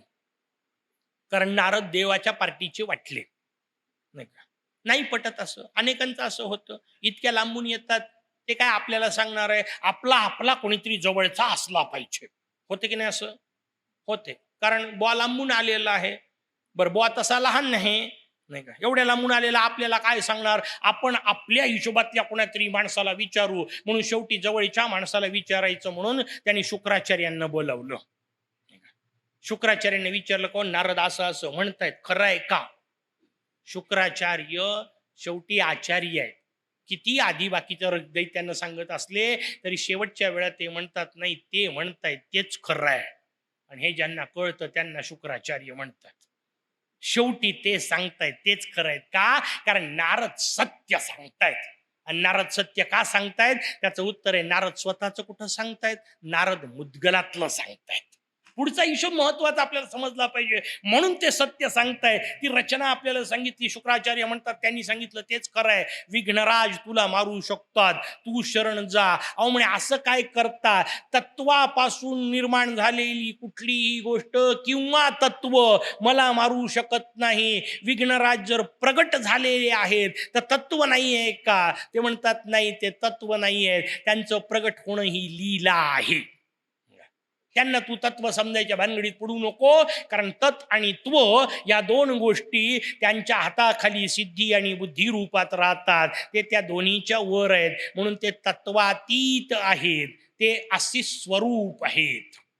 त्या तत् आणि त्वमला आपल्याकडे सिद्धी आणि बुद्धी म्हटलं. ते एकदा तत्वम म्हटलं, दुसरीकडे तत्व म्हटलं. दोन्हीकडून आलटून पलटून तेच सांगायचंय. आणि मग आमचे अंकुशधारी महाराज सांगतात, एक सिद्धी तत्स्वरूप आहे, बुद्धी त्वम स्वरूप आहे. आणि त्या दोघींना सोडून आसीपती गणमयी करी राज. मला आसीपद असणाऱ्या मोरयाचंच फक्त चिंतन आहे. कारण मला ततही नको त्वमही नको. या दोघींनाही सोडून द्यायचंय. विद्या विद्या नाही का, दोन्ही सोडून द्यायचे आहेत. विद्येचाही त्याग ना, अविद्येचा तर आहेच, पण विद्येचाही त्याग. सिद्धीही सोडायची, बुद्धीही सोडायची. मला दोन्हींचा पती पाहिजे. कारण या दोन्ही घातकच आहेत. सिद्धी घातक आहे तर कटतो, बुद्धी ही घातक आहे. शेवटी आपल्याला विचार येईल त्यावेळेला आपण त्याच्यावर बोलू. दोन्हींच्या पलीकडे जायचंय. भगवान शुक्राचार्यांनी तेच सांगितलं. इतकंही करून पटलं नाही. याला दैत्य म्हणतात. नारद सांगतात तरी कळत नाही, शुक्राचार्य सांगतात तरी कळत नाही. कारण मम सुटतच नाही. मला सांगा, नारदानी सांगून सुटत नाही, शुक्राचार्यांनी सांगून सुटत नाही. स्वानंद पुंडने किती डोकं फोडलं तर काय सुटल? नाही सुटत, खूप कठीण आहे. त्याच्याकरता एकच उपाय आहे, आतमध्ये मुदगलच मुरवावं लागेल. वारंवार वारंवार वारंवार वाचून मग कदाचित झाला तर झाला परिणाम. नारदांनी सांगून सुधारले नाही, नाही का, त्यांना राक्षस म्हणतात. शुक्राचार्यांनी सांगून सुधारले नाही, त्यांना राक्षस म्हणतात. तो म्हणतो नाही, मी मोर्याच्या समोर जाऊन पोचणारच. पोचला, मारण्याकरता निघाला, मोरयावर आक्रमण करण्याकरता निघाला आणि मग मोरयानी कमळ सोडलं. दोनदा आलेला विषय, मागच्या वेळा येऊन गेला, कमळ सोडलं. कमळाचा एक प्रकार तिथं सांगितला, कमळाचा दुसरा विषय आता सांगतो, फार महत्वाचा आहे. ममाचा संबंधच कमळाशी सांगितला होता आपण, आत्मपणाचा, स्वतःहून घेतलेल्या बंधनाचा विषय. पण कमळ ही कमालीची सुंदर रचना आहे, म्हणून सगळ्या देवांना चालणारं फूल आहे. आपण विषय पाहिले, मोरयाला तुळस चालत नाही, पार्वतीला दुर्वा चालत नाही, शंकराला केवडा चालत नाही, पण सगळ्या देवांना चालणारं फूल कोणतं? त्याचं उत्तर आहे कमळाचं. का? त्याचं उत्तर आहे, कमळ जन्माला चिखलात येतं, म्हणून त्याला पंकज असं म्हणतात. पंक शब्दाचा अर्थ चिखल, ज म्हणजे जन्माला येणे. जे चिखलात जन्माला येतं त्याला कमळ असं म्हणतात, त्याला पंकज असं म्हणतात. पण गंमत सांगू का तुम्हाला, हाच शब्द जशाला तसा बेडकालाही लागू पडतो, कारण बेडूकही तर चिखलातच जन्माला येतो. पंक म्हणजे चिखलन, ज म्हणजे जन्माला येणे, एवढाच जर अर्थ असेल तर चिखलात जन्माला येणे या अर्थाने पंकज शब्द बेडकालाही लागू पडतो की नाही? लागू पडतो. पण असा वाक्य करवावर, ती सुंदरी हातामध्ये पंकज घेऊन उभी होती, बेडूक शब्द येईल डोक्यात? हा हा, कमळच. का कमळ? त्याचं उत्तर आहे, कमळ जन्माला चिखलात आलं तरी राहत चिखलात नाही. हे फार मजेदार रचना आहे. कमळ जन्माला चिखलात येतं, पण होतं काय पुढे? त्याचं उत्तर आहे, ते पहिले पाण्यात येतं. चिखल खाली असतो, चिखलामध्ये बी मुरतं, मुरलेलं बी त्या चिखलातून, त्या गाळातून त्याची कोंब जेव्हा निघतं, तेव्हा ते कोंब वरच्या दिशेला पहिले पाण्यात येतं. पहा मजेदार रचना. ते पहिले तिथं पाण्यात येतं, पाण्यात आलं की स्वतःला त्या पाण्याच्या स्पर्शाने धुवून घेतं, म्हणजे पवित्र होतं, म्हणजे शुद्ध होतं. बरं, नुसतं पाण्यातच नाही राहत, ते पाण्यातून ते देठ कळी रूपाला येईपर्यंत पाण्याच्या वर येतं. म्हणजे आता वायूपर्यंत पोचलं, वाऱ्याशी संबंधित आलं, ते वाऱ्यावर झुलतं. नुसतं वाऱ्यावर झुलतं नाही, त्याच्या पुढचं तत्व वापरतं, ते सूर्यावर फुलतं. किती मजेदार रचना आहे. म्हणून पहिल्यांदा ते पृथ्वी तत्वात जन्माला आलं, मग पाणी तत्वापर्यंत पोचलं, तिथून वायू तत्वापर्यंत, तिथून सूर्य म्हणजे तेज तत्वापर्यंत पोचतं. आकाशाच्या दिशेला आपलं तोंड करून सूर्य उमलला की उमलतं, सूर्य मावळला की चोमेसतं. म्हणून कमळ भगवान डोक्यावर घेतात. बाकीचे चिखलातच जन्माला येतात आणि चिखलातच मरतात. आपण नेमके कुठं हे समजून घ्यायचं. पंकज आपण सगळेच आहोत, चिखलात आपण सगळेच जन्माला आलो, पण जन्माला येताना चिखलात जन्माला आलो, म्हणून जाताना चिखलातच जायचं का, हे ठरवता येणे याला मुद्गल म्हणतात. जन्माला चिखलातच आलो, इलाज नाही, बोललो आपण ते, जब हम पैदा हुए, नाही का, जग हसे हम रोए. उलट झालं पाहिजे जाताना. जाताना माझी रचना उलटी असली पाहिजे, मी हसत हसत गेलो पाहिजे आणि माझ्या बाजूचे सगळे रडले पाहिजे. त्याला कमळ होणे असं म्हणतात. ते कमळ भगवंतानी सोडलं, त्या कमळामध्ये जीव तत्व आहे. म्हणून आता जे उदाहरण सांगितलं, जीवाची अशी उन्नती झाली पाहिजे, ती उन्नती ज्याची होत नाही त्याला मम असं म्हणतात. भगवंताच्या त्या कमळाने ममासुराचे प्राण ओढून घेतले. तत्व आपल्याला घेतल्यानंतर ममासुराला लक्षात आलं, आता जर नाही शरण गेलो तर मरण्याशिवाय पर्याय नाही. त्यांनी त्या कमळाची प्रार्थना केली, याचा अर्थ ते कमळ समजून घेतलं, प्रार्थना केली याचा अर्थ. आणि मग लक्षात आलं त्याच्या, हे वर वर चढता आलं पाहिजे. चिखलाला माझा म्हणण्याच्या ऐवजी निदान पाण्याला तर माझा म्हणायला शिका.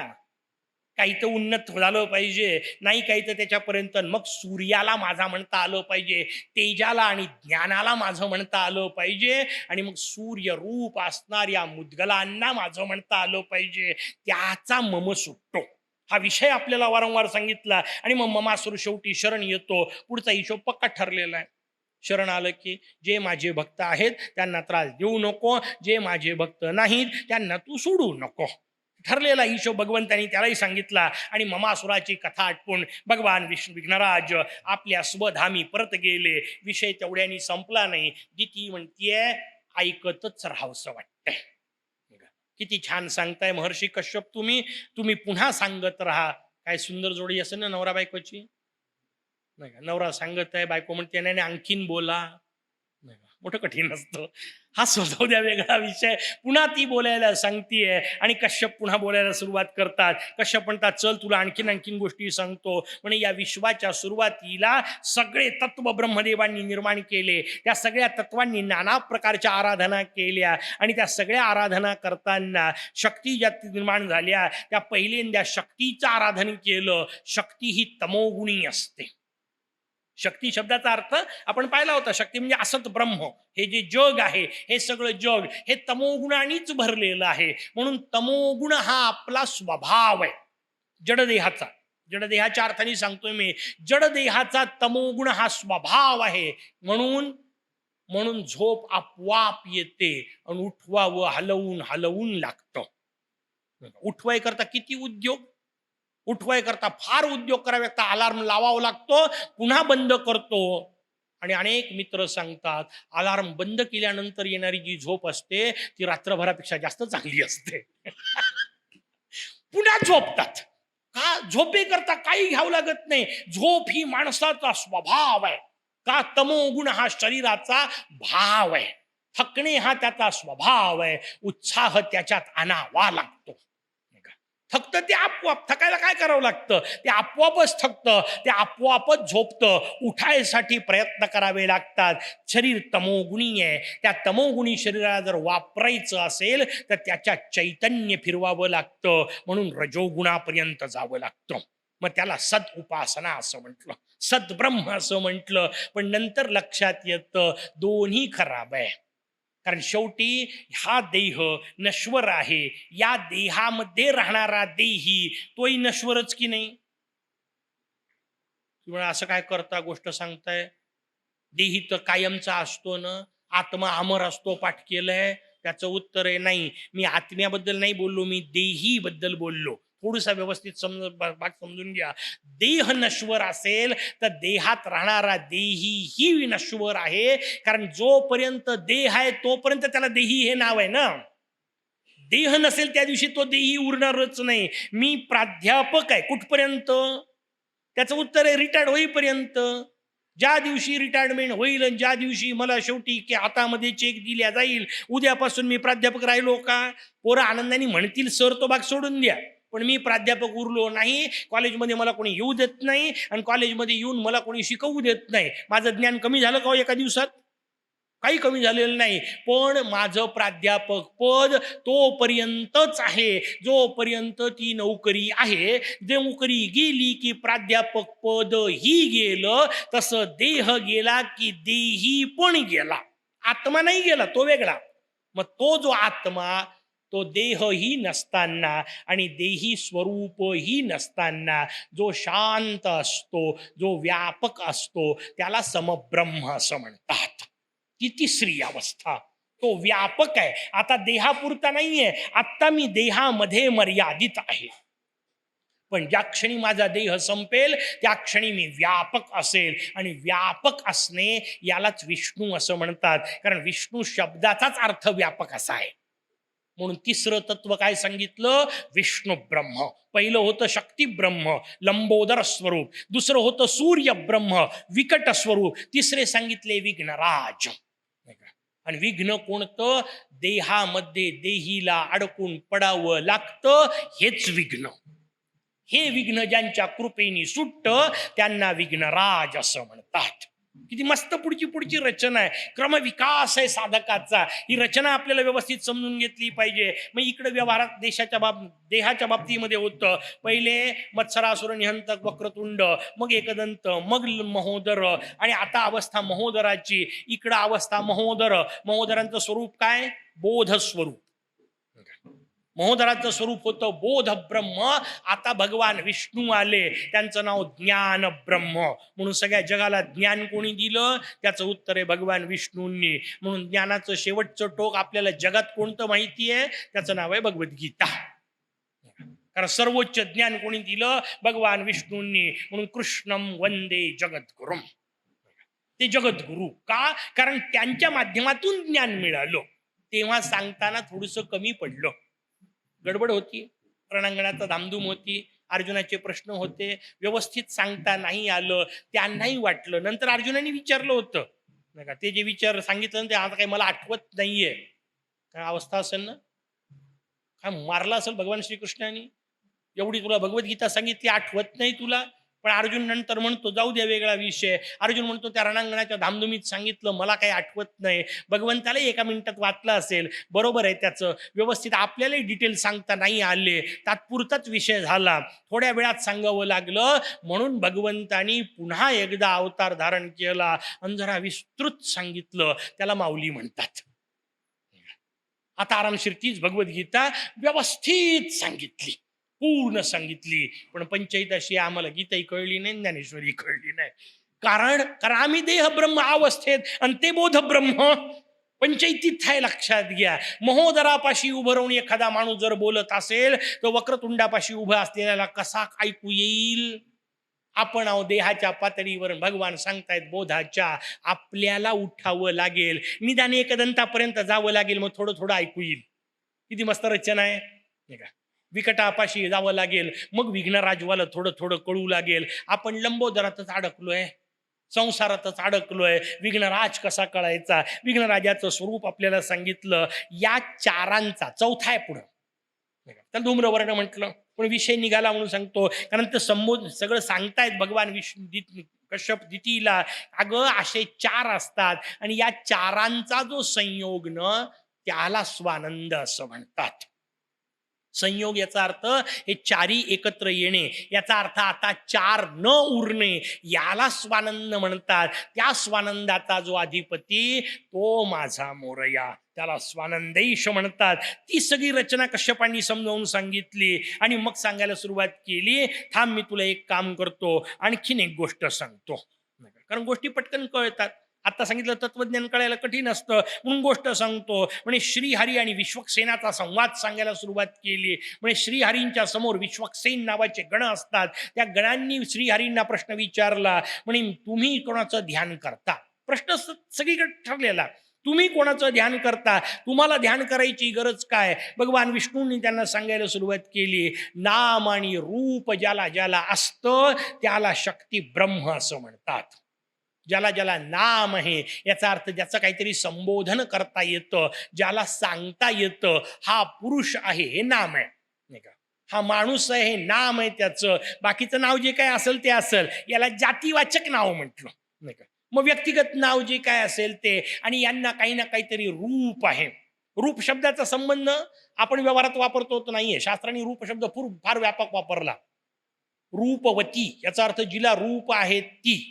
आणि मी तुम्हाला गंमत सांगू का, म्हैस ही रूपवती असते. मला काय गोष्टी करता, म्हशीला कुठं रूप असतं? रूप शब्दाचा शास्त्राने दिलेला अर्थ आहे आकार. रूप म्हणजे आकार. म्हशीला आकार असतो की नसतो? असतो. याचा अर्थ म्हैस रूपवती असते की नसते? असते. पण म्हशीचा स्वतःच्या रूपवतीपणाचा निदान अहंकार तरी नसतो. म्हणून मला सांगायचं आहे, म्हशीला निदान स्वतःच्या रूपवती असण्याचा अहंकार नसतो, म्हणून ती सुखात आरामशीर बसून चरवण करू शकते. आपल्याला आपल्या रूपवतीपणाचा अहंकार झाला की समजून घ्यायचं लेस दॅन बफेलो. कारण तिला नसतो, आपल्याला होतो, म्हणजे आपण खाली गेलो की नाही. कशाचा अहंकार? किती दिवस टिकणार आहे? जी गोष्ट टिकणारच नाही त्याचा अहंकार किती कामाचा, हे समजलं पाहिजे. बाकी जगाला समजो की न समजो, निदान मुदगलाला येऊन बसणाऱ्यांना तर समजलं पाहिजे. जरूर करा, सुंदर असलं पाहिजे, वेडवाकडं राहावं असं म्हणत नाही. भगवंताचं मंदिर आहे, ते अप्रतिम ठेवावं, त्याच्याबद्दलचा प्रश्न नाही. पण मंदिरात आतमध्ये जावं ना, का बाहेरच फिरावं, ते महत्वाचं आहे ना. म्हणून आपल्याकडे मंदिरांची एक अजब रचना होती. फार प्राचीन प्राचीन मंदिरं पहा, त्या बहुतेक प्राचीन मंदिरांच्या बाहेरून अत्यंत कामुक शिल्प कोरलेली होती. लोकांना म्हणून आश्चर्य वाटतं, मंदिरात हे शिल्प कशाला पाहिजेत? नाही का?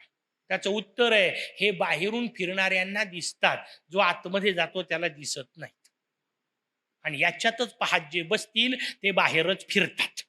त्याच्यासाठी ते बाहेरून केले होते. हेच पाहत बस, आतमध्ये जाऊच नको. तुला आतमधला कुठं कळणार आहे? कारण तुला हेच पाहायचंय. काय रचना आहेत त्या लक्षात घ्या. विनाकारण नाही केलेलं, त्याच्या मागचं स्वरूप आपल्याला समजून घेतलं पाहिजे. लोक टिंगल करतात, असे कुठं शिल्प तिथं असतात का? अरे म्हटलं बाहेर असतात, आतमध्ये नसतात ना. हे सोडून ज्याला पलीकडं जाता येतं आणि आतमध्ये घुसाव वाटतं, मोरया त्यांना भेटतो. ममाच्या पलीकडे सरकता आलं पाहिजे, कामाच्या पलीकडे सरकता आलं पाहिजे. हा विषय आपल्याला वारंवार सांगायचा आहे. म्हणून प्रत्येक गोष्टीचा हिशोब मला भगवान सांगता, ज्याला ज्याला नाम आहे आणि रूप आहे, ती ती शक्ती असत असते. तिचं ज्ञान, तिच्या असत स्वरूपाचं ज्ञान होणे, यालाच सूर्य म्हणतात. हे नश्वर आहे हे कळणं, यालाच ज्ञान म्हणतात. हे कधी ना कधीतरी जाणार आहे हे कळणं, यालाच ज्ञान म्हणतात. आणि ते कळणं शांतपणे स्वीकारणे, याला ज्ञान म्हणतात. ज्ञान कोणाला झालं मी तुम्हाला सांगू? जगात रडत बसायचं नाही. हे सगळं जाणार म्हटलं का लोकांची मोठी पंचायत होते, नाही का? अरे बापरे, हे सगळं जाणार का हो? किती विचित्र अवस्था. रडाई करता अध्यात्म नाही. अध्यात्मात रडायला जागाच नाही. आणि रडणेवाल्यांचं एक क्षेत्रही नाही, येत जाऊ नका. ज्यांना रडायचंय ना त्यांनी मुदगलाला येऊन नाही बसायचं. हा आनंदी लोकांचा विषय आहे, प्रसन्न लोकांचा विषय आहे. रडत रडत राहूनच क्षेत्र नाही. त्यांच्या तिकडे मालिका पाहत बसाव्यात, नाही का? याचं काय झालं त्याचं काय झालं, त्यांचे क्षेत्र आहे. इथं प्रसन्नतेचा सगळा विषय मांडलेला आहे. त्याचा आपल्या समोर सगळा पसारा आहे. प्रसन्नतेचा विषय असला पाहिजे. मग प्रसन्नता काय येत नाही, त्याचं उत्तर याच्यात आपल्याला हिशोब सांगितलं. आपण त्याचा विचार करत नाही की हे सगळं नश्वर आहे. कळलं पाहिजे आणि ते कळून आनंदात राहता आलं पाहिजे. कोणाला राहता येतं माहितीये? आमच्या माता भगिनींना. म्हणून मी तुम्हाला खात्रीने सांगतो, यांना मुक्तीची सोय सगळ्यात सोपी आहे. अडचण एकच आहे, आपल्याला सुटता येते हेच समजलेलं नाहीये. फार सुंदर अध्यात्म कुठं असतं माहितीये? या माता भगिनींच्या एका सुंदर कृतीमध्ये मी तुम्हाला अध्यात्माचं रहस्य सांगतो. त्याचं उत्तर आहे, त्या सकाळी सकाळी रांगोळी काढतात. अध्यात्माचं टोक रांगोळी काढणारी कुठलीही स्त्री. किंवा याच्यात कुठलं अध्यात्म आलं समजून घ्यायचं. अध्यात्म कशातही असतं बरं, शोधता आलं पाहिजे. गुरुकृपा दृष्टी काय असते विषय निघाला म्हणून सांगतो. येतो मी रांगोळीवर पुन्हा, काळजी करू नका. एक टीव्ही लावला होता, चॅनलवर एक हे लागली, जाहिरात लागली. गुरुकृपा दृष्टी सांगतो तुम्हाला, फार जुनी जाहिरात आहे, कदाचित तुम्ही पाहिलेली असेल, पुन्हा नंतरही लागली असेल. एवढ्यात मी टीव्ही पाहिला नाही मग मला आठवत नाही.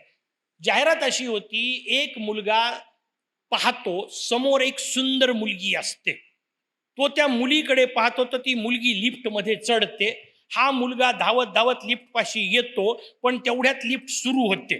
ती लिफ्ट वर जाते आणि जात असताना ती लिफ्ट वर जात असताना वापस आलेली लिफ्ट त्या मुलीच्या सोबत आहे. मुलीला घेऊन तर लिफ्ट गेली, पण मुलीला घेऊन गेलेली लिफ्ट, एक सेकंड,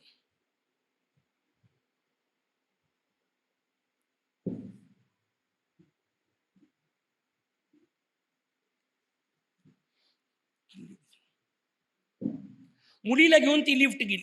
किल्ली शोधून पाडा, कुठेतरी पडली.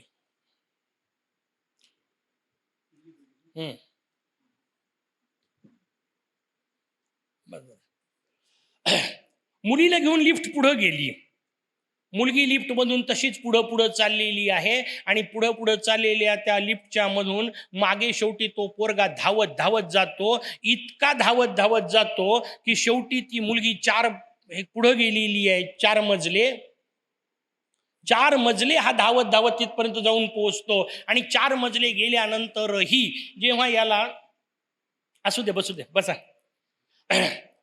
4 मजले ती मुलगी धावत धावत जाते आणि 4 मजले गेल्यानंतरही जेव्हा तिला ती लिफ्टमध्ये ती मुलगी दिसत नाही, शेवटी तो मुलगा येतो, आपल्या ऑफिसमध्ये जाऊन पोहोचतो. आणि ऑफिसमध्ये जाऊन पोहोचल्यानंतर त्याची पंचायत अशी होते, म्हणजे गंमत अशी होते की ती मुलगी त्याच ऑफिसमध्ये त्याला नोकरी मागायला येते. गोष्ट आपल्याला कळली, जाहिरात आपल्याला कळली.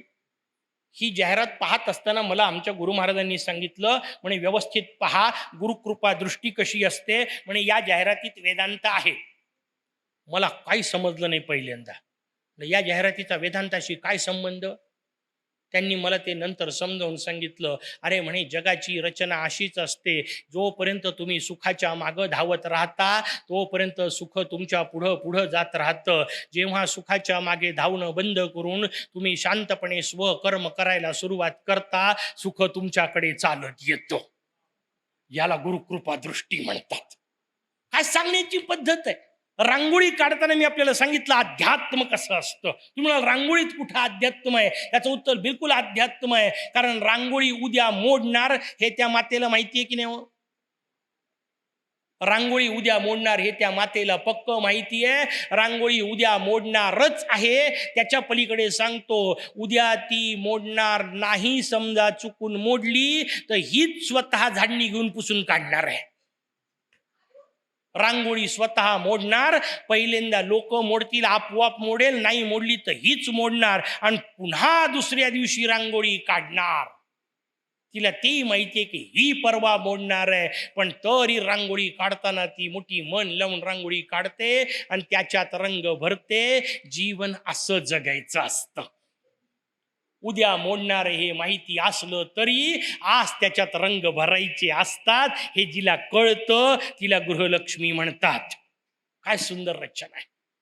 आपल्या जीवनाची ही स्वरूप असलं पाहिजे. नाम आणि रूप नष्ट होणारच आहे, पर्यायच नाहीये. त्यांच्या नष्टतेशिवाय पर्याय नाही. हा विषय आपल्याला सांगितला, मग पुढचा हिशोब सांगितला. हे दोन्ही माईक आहेत, कारण हे दोन्ही क्षणिक आहेत. दोन्ही याचा अर्थ पहिल्यांदा नामरूप आणि त्या नामरूपाच्या माध्यमात आतमध्ये असलेलं जीव तत्व दोन्ही नष्ट आहे. कारण देह आहे तोपर्यंत त्याला जीव म्हणतात. हे दोन्ही नष्ट होणार हे वेगवेगळ्या पद्धतीने देवी दितीला समजावून सांगतायत. आणि मग सांगायला सुरुवात केली की हे दोन्ही एकदा संपून गेलं की या दोन्हीच्या पलीकडे जे राहतं त्याला भगवान विघ्नहर असं म्हणतात. कारण हे दोन असणं हेच विघ्न आहे. या दोनच्या पलीकडे जाणं हेच विघ्नराजाचं स्मरण आहे, पूजन आहे. इत्यादी गोष्टी आपल्याला सांगितल्या. देह आणि देहीचं सापेक्षत्व सांगितलं. या दोन्हींचं नाशवंतत्व आपल्याला सांगितलं. विश्वक्सेनांना भगवान विष्णू हे समजावून सांगतायत. देवी दितीला कश्यप हे समजावून सांगतायत.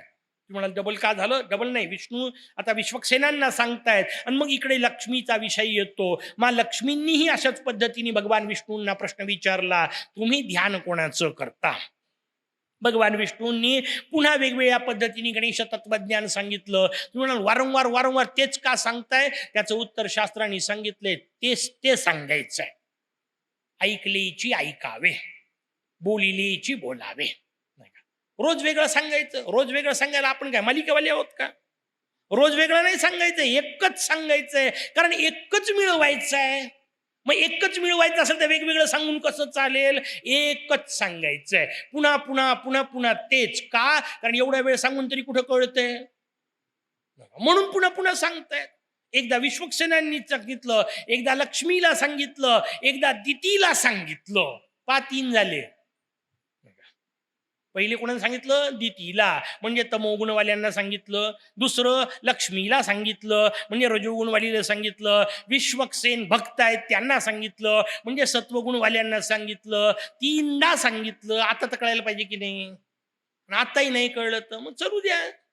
आहेच पुन्हा मम मम मम नाही का म्हणत जायचं, नाही का? पुढची अवस्था ती रचना आपल्या सांगतायत. पुढे शूरपकरणाचा हिशोब सांगितला. भगवान गणेशांचा शूरपकर्ण अवतार सांगितला आणि त्याच्याबद्दल सांगितलं होतं की जसं सुपासारखे कान असतात तसं मोरयाची रचना आहे. मोर या शूरपकर्ण अवतारात प्रगट होत असतो. कशा करता प्रगट झाले?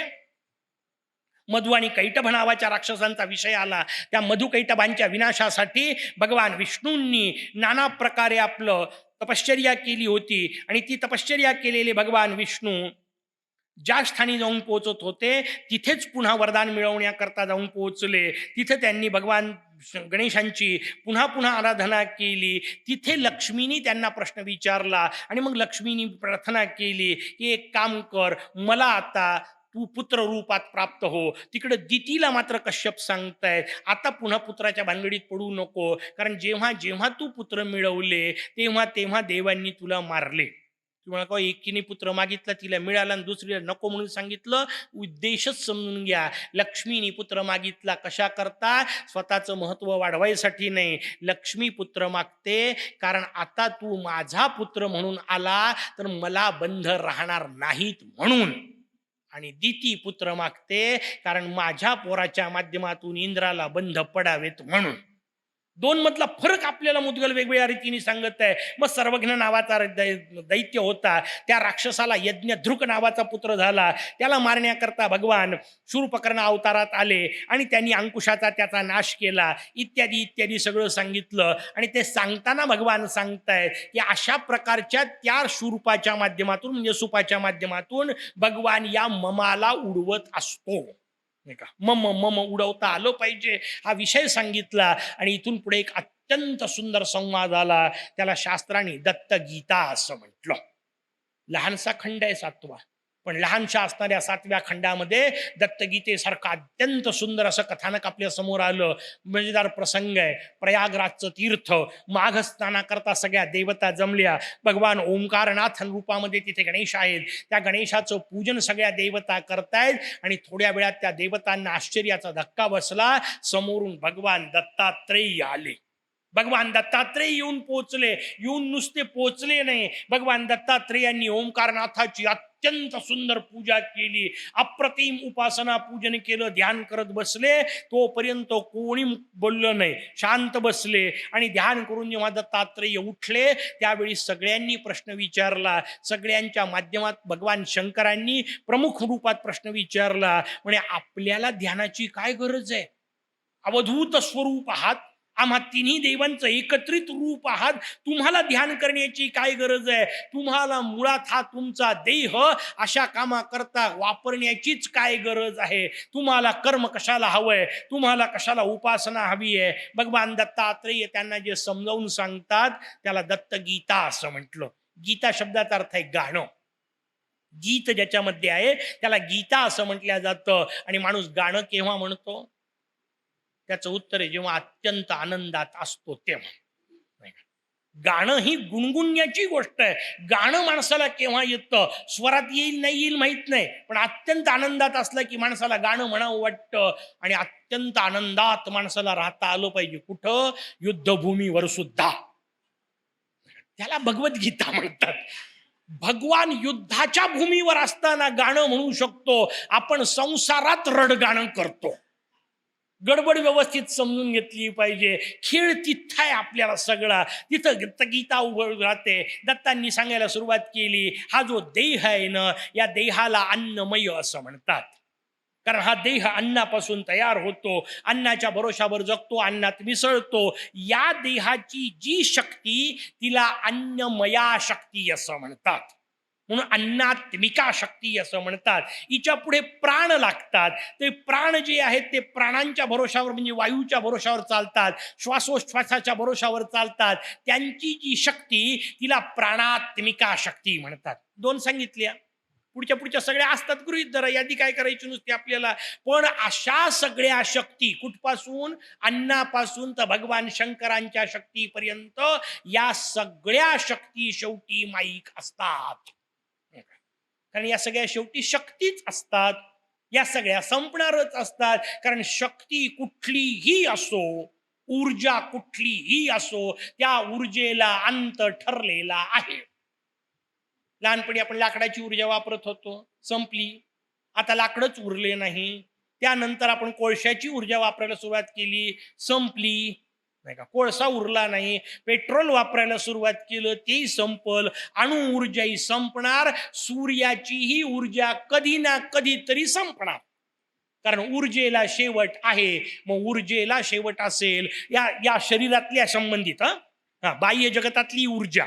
मग शेवटची ऊर्जा कोणती? त्याचं उत्तर आहे सिद्धी आणि बुद्धी, या टोकाच्या ऊर्जा. पण त्याही संपतात. कुठे? त्याचं उत्तर आहे शक्ती ही शक्तिवंताच्या ठाई लीन होत असते.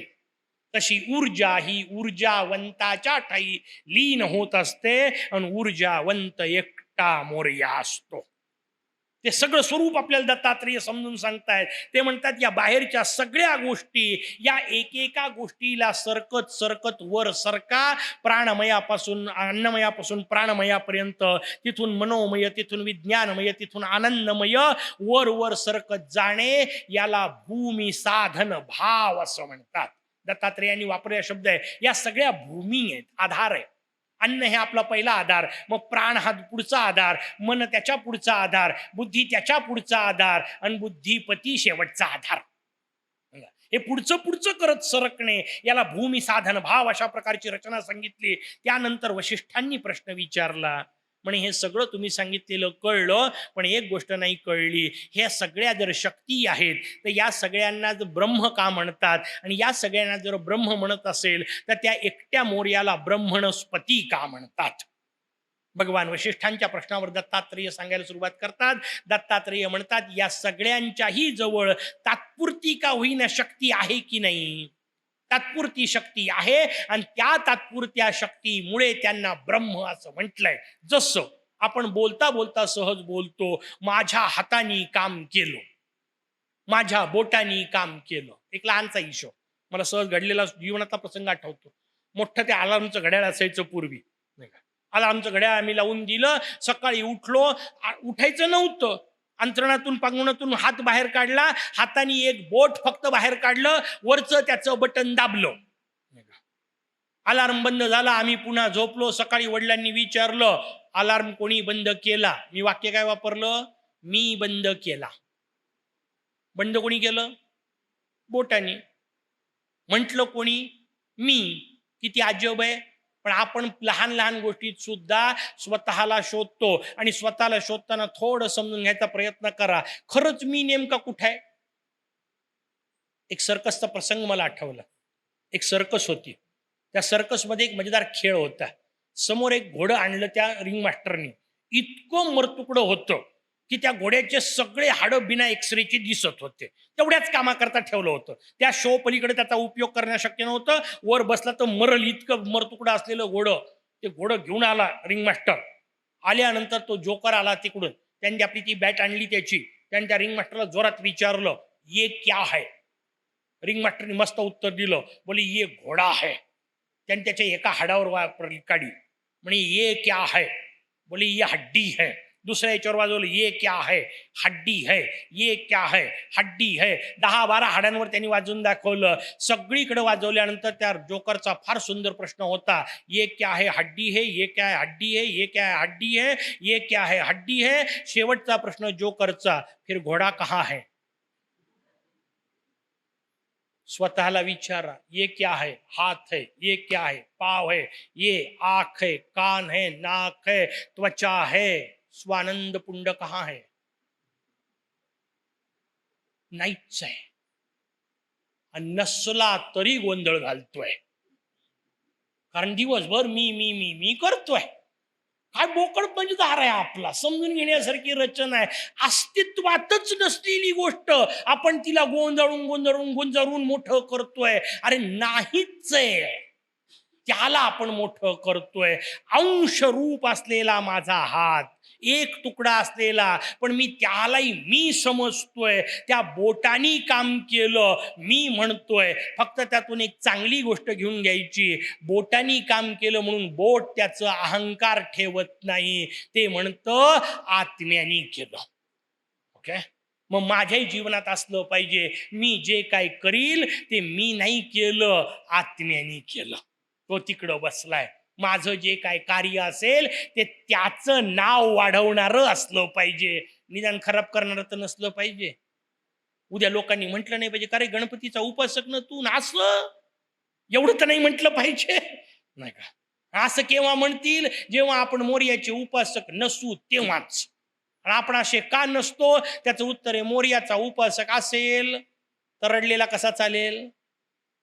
उपासक असणे या शब्दाचा अर्थ काय? त्या त्या देवतेचे गुण माझ्यात येणे, याला जर उपासना म्हणतात, तर मला सांगा, मी हनुमंताचा उपासक आहे आणि वारा आला की खंबा शोधतो, असं कसं चालल? असं नाही चालणार. मग मी मोरयाचा उपासक आहे तर मी आनंदी असलोच पाहिजे, काही असलं तर त्याच्या सकट आनंदी आणि काही नसलं तर त्याच्या शिवाय आनंदी.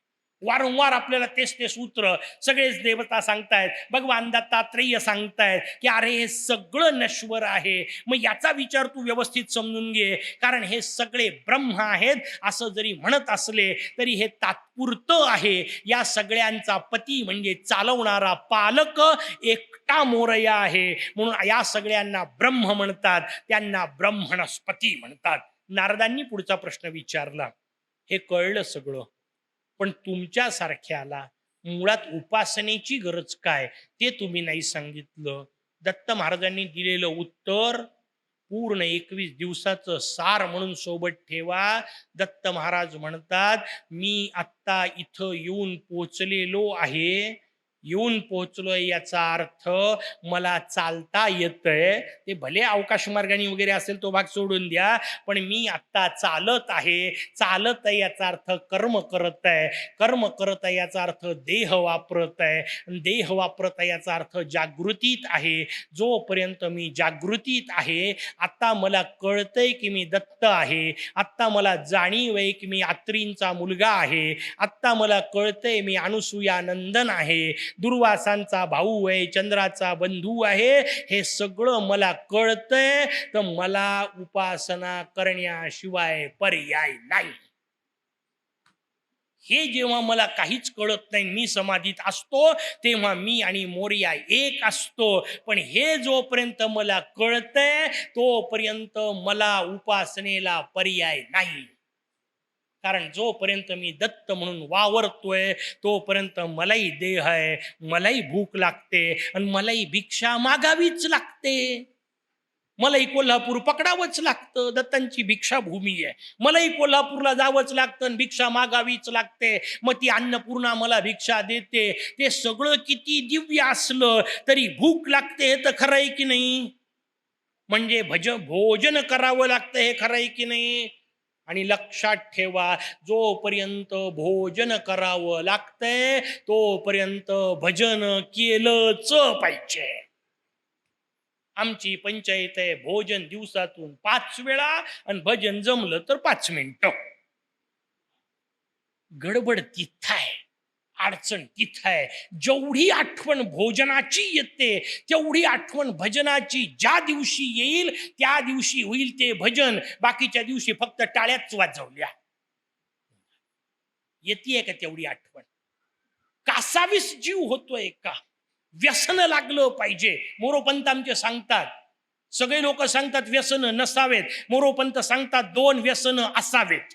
म्हणे कोणते? म्हणे पहिलं सांगितलं ग्रंथम पठनम व्यसनम किंवा प्रभुपाद सेवनम व्यसनम. ग्रंथ वाचण्याचं व्यसन असावं किंवा प्रभुभक्तीचं व्यसन असावं. व्यसन शब्दाचा अर्थ फक्त वाईटच घेऊ नका. दारूवाला माणूस त्याच्या विशिष्ट वेळा त्याला दारू प्यायला मिळाली नाही तर जेवढा बेचैन होतो तेवढाही जर मी भगवंता करता बेचैन होत नसेल तर दारुडा निदान प्रामाणिक नाहीये का अवस्था? समजून घेतलं पाहिजे. तो दारूसाठी जेवढा वेडा होतो तेवढाही जर मी मुदगलासाठी होत नसेल तर कशाचा अर्थ आहे बाकीचा? त्याला जसं बेचैन वाटतं, वेळ पडली तर घरातल्या वस्तू विकून टाकेल, वेळ पडली तर बायका मुलाला मारेल. नका करू तसं. घरातल्या वस्तू विकू नका, बायका मुलाला मारू नका, पण निदान बायको मुलासह मुदगल वाचाल तर की नाही? तेवढंही आपल्याला वाटत नाही. किती खालच्या पातळीवर आपण भक्तीला नेऊन ठेवतो ते समजून घ्या. दारुड्याची निष्ठा जर आपल्या भक्तीपेक्षा मोठी असेल तर आपल्याला भगवान मिळणं किती दूर आहे याचा विचार करा. निदान तेवढी तरी. तो जसा पागल होतो तसं मला झालं पाहिजे. त्याला जसं व्यसनाची गोष्ट नाही मिळाली तर बेचैन होतं, तसं मला मुदगल नाही वाचलं तर बेचैन झालं पाहिजे.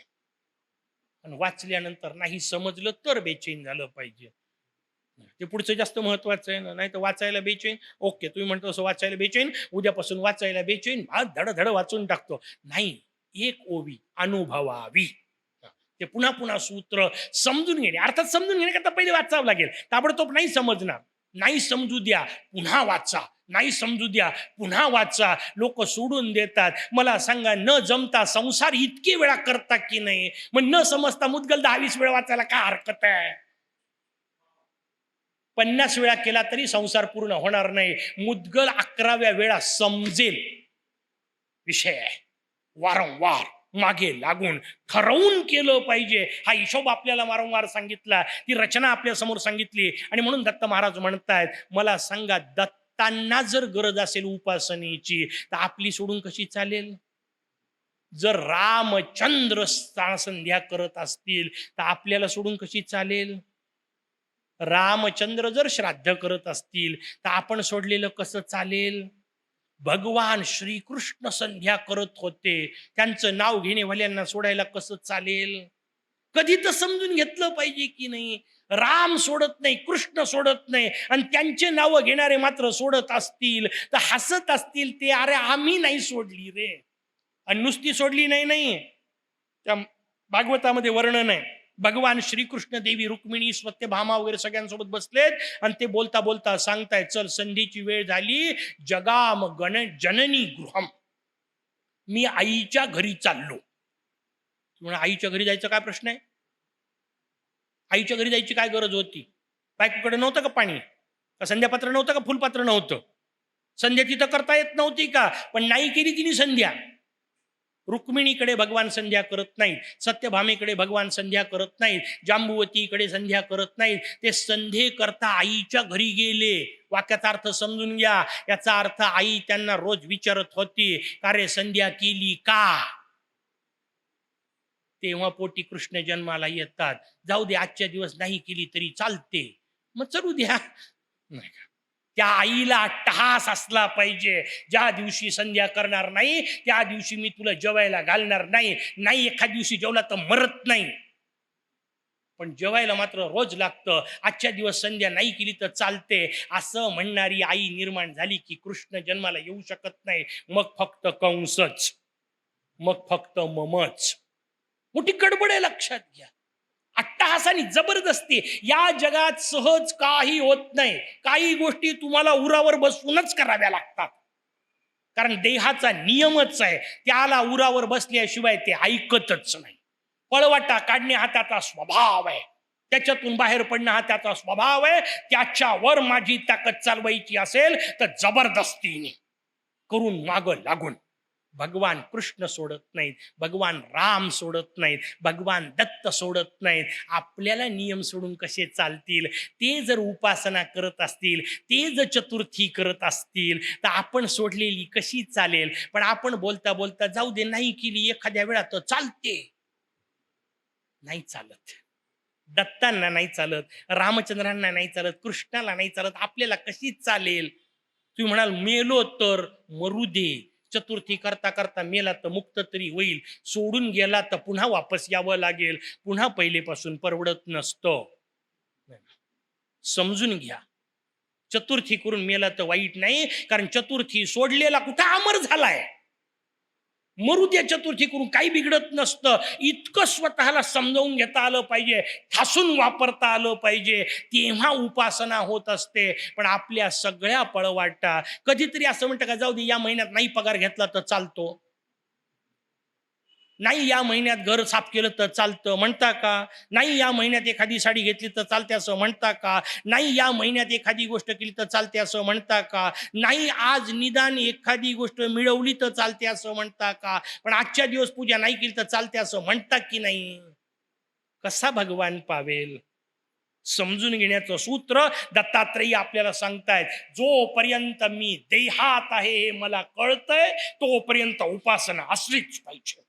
आणि प्रत्यक्ष उपासना नुसतंच मनातल्या मनात करतो नाही, कारण दत्तात्रेय येऊन प्रत्यक्ष उपासना करतायत. ते सूत्र आपल्याला भगवान दत्तात्रेय यांनी उपासनेचं सगळं सांगितलं. मग ते सांगतायत, अशा त्या चित्तामध्ये चिंतामणीला स्थिर करा, आणि त्या चिंतामणीला चित्तामध्ये पाहिल्यानंतर बाहेर उपासना करा. आतमध्ये चिंतामणी असं जर म्हणत असाल आणि बाहेरच्या चिंतामणीची उपासना करत नसाल, भगवान दत्तात्रेयांनी ब्रह्मघ्न असा भयानक शब्द वापरलाय. घ्न म्हणजे मारणारा, ब्रह्माची हत्या करणारा. वेगळ्या अर्थाने ब्रह्महत्या शब्द का? ज्याला उपासना करावी वाटत नाही, अरे ज्याच्यामुळे चित्त चालतंय त्याला उपासना जर सोडत असाल तर किती दुर्दैवी आणि किती कृतघ्न आपण आहोत याचा विचार दत्तात्रयी आपल्या समोर सांगतायत. दितीने सगळं हे ऐकलं. दिती कश्यपांना म्हणतीये, आता मला तो मोरया कसा भेटू शकेल, कोणता मार्ग आहे? भगवान कश्यपांनी तिला दशाक्षरी मंत्र दिला आणि मंत्र देऊन तिला तपश्चर्येला सांगितलं. कारण इतकं सगळं सांगितल्यानंतर हे अनुष्ठान दितीचं दितीनी केलं, नाही तर आम्ही मस्त ऐकलं, आम्हाला कळलं. कश्यपांनी सांगितल्यावर सुद्धा दितीला अनुष्ठान करावं लागतं. कारण भगवान ऐकून नाही मिळत, तो अनुष्ठानाने मिळतो. मग तुम्ही म्हणा ऐकायचं कशा करता? अनुष्ठान करावं हे कळण्यासाठी. मुद्गल वाचून मोरया नाही भेटणार आहे. मुद्गल वाचून मुद्गलात सांगितल्यानुसार अनुष्ठान केल्याने मोरया भेटणार. पण निदान तो भेटतो कसं हे कळायसाठी तर मुद्गल वाचावं लागेल की नाही? म्हणून सगळा विषय, ही सगळी साधना हे भांड स्वच्छ करणे आहे.